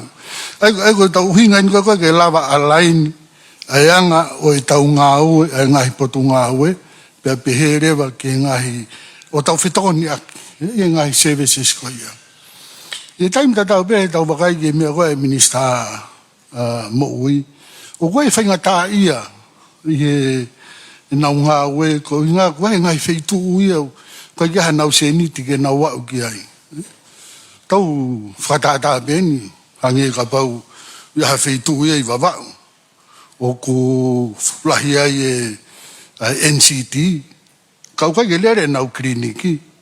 Whewhe ke tau alaini mai rewa ai ngā au e whawhonga wharearea, e wheitu ko ia, pia moe whai tau tolo e no tokanga e kliniki, u renovate, whai e ngā au e ki ai ka tau tokanga mai e minister, ke ane kau ngā au e ke kliniki. Te tau lau tau tolo whetoni aki, koe lau maari e whetoni aki, tau sio koe ke tau koe whamori pek pare mea o taktaha lere pe ngai potu ngai pure a ngai he nau reini pe o whemau ke tau sio o ku ngā unu mai ke tau ngau e whakataha i he ngahi whaingataa koe ni ke tau lava rewa o solova koe wholau tahi koe taimi koe o Tupouto'a ki na tau ki ngai pe whoki tawhaanga mai karia. Tau whakaukau tau rena e wholau toko taha pe ai ka ere ai tui. Tānau wholau koe whukulupu. Hau e ngai whai waka i tolungo fulu. fai mai na folau Fakataha. Ko na folau Fakataha ko ia na ulava rewa fetoni aki ke na wa usia e tau mu anga we ku na fo mai ai. Tau bebe ko nge na lava mai ki Tongatapu. Ko na tula ko fe folau ki ko ni ala tu ko fainga ta maki havaka i vaka ko tolungo fulu. Tene ta siri mai ia ke tonga ngai vaka fusi ki fuka ina. Ka nga uno to hango vaka ua pik hama. Ka lava fai vai manama. Ko na tula ia o folau tahi. Ko na tula ia na tau pure ia o seni. I he ngā au e Fakataha e kau folau tahi. Ko whamalo tau e paremia i he whakau ko ini. Ke tau unu, tau ngai whai. Kei ke tau lava e tau toluia ai unu ki he TSF a tolu. O ku tau kei mo uipe i he budget support. O whi mau ia ke tau mawahe tau toluia pia mi he budget support. Ko hai mau mea e whai. Whingau aki line ministry, mau tokoni mai ka mau tolu mi he ngai civil society, tau whingau aki. Te maura mau tau tokoni atu honua ko i tau ngai community. Ko capacity building i tau ngai community ke lava o nau tolo respond ke anga koe tau ngau e. Ko tau whingau aki koe ni. Ia e taim beu tau fusfuka hake, tau taasiri. Ia e taim de tau whiawhia, tau ngai whaida. Ko tau wausia koe, tau mua ngā ue. Osi e TSF a tolu, tau hau koe ke wha, koe ke tau toe launga, tau celebrate pe. Koe ko wha malo atu, tampirinis malo. Ma koe mea peko whiawhia ka hau, whanonga tu koe ke laku koe ngahi fuwhie mau, mo i pāngā mea. Ko wakai tau ia o mawholofola rei pe fofonga e paremia. Koe ke iri whia ia. He ngahi mea koe no laku atu. Tau amanake rei. TSF a tolu. Ko tau whakafolau ia. Tene whanohonofa tau whanua. Malo. Alo. Whamalo tu kau penolo. Ko pako tamai ki penu no whamapopo. Monga hi... tokoni mai mila tofare pepe ke he tek motolo mo tokoni mai ke tau ngau e koeni ke Palani e tau GSTF atolu we ki ngai mea hiki penia te o whaoka tupe mahino pe Palani ke Palani koeni hongofulu tau hongofulu ka hoko ko pau pe ke malu mo fefeka ke mahino tene matuaki ngā hitau koeni te tau whanonga ia ko e GSTF aua ko pulanga ene e wha na nau whanonga ia me GSTF aua pamosi iloi ko tope bene hoko ke TSTF wana toa e whakatamaki la lahi taha ko hoko i tonga ni. Covid tahawa, pa me paa ko e honga tonga honga hapai. Tau ofa be ko tau Palani ko ni hoko mahiki ke te ai. Kada so haki pipo ngai tālanga, ngai poeni ko yake tau whatonga i pe. Ko e dai haki po ki he penolo, tonga ngamakehe, ki he referrals. Mahino be whaku wa ngai tutu di ngā au ea, po tonga e mui, ki nau tolu pe, o whahoko ko ea, ngai Fema pa fai to ki muri o neongo fuma mafa o sai pe ko ni na o hake pe ke tuku ki he te pile ko ia ai potunga awe. Tonga make ke kau tole leka mo ne pito ia. Ka pau nei kai na tolu ane afi ke ia tau tole ahon. Tau fa baba make ke kau tole leka e na awe na fa hoko ma tonga ngai tau ko ia ko tau situa me ai. Mai no be fema ko ia me he ta fa ko na rima ko accessibility tau mai no pe me fe mai rima access ki he dollar sign ko ya ku fa malo atu na to gon ko ya ke tau fe to gon ya ki pe me ai pa mai no be cost of medicine me ta fa kliniki e te fa be to ka ki ai ko no nga pe ke tau to mo de le yang a Tonga me tau whanau pa manau kahau. Ko iau tau whamalo ki e ikminisa, me ne potu ngawe, tau ngua pas ma ki he kia te kina tol. Kia pehe foki ki he tau kau penolo, tuku nau taimi, ka nau kau me tau tolu vahe vahe, e ngahi mea ko ia ki tau inasa i tau tanga pas ma ki he kau penolo. Malo pito.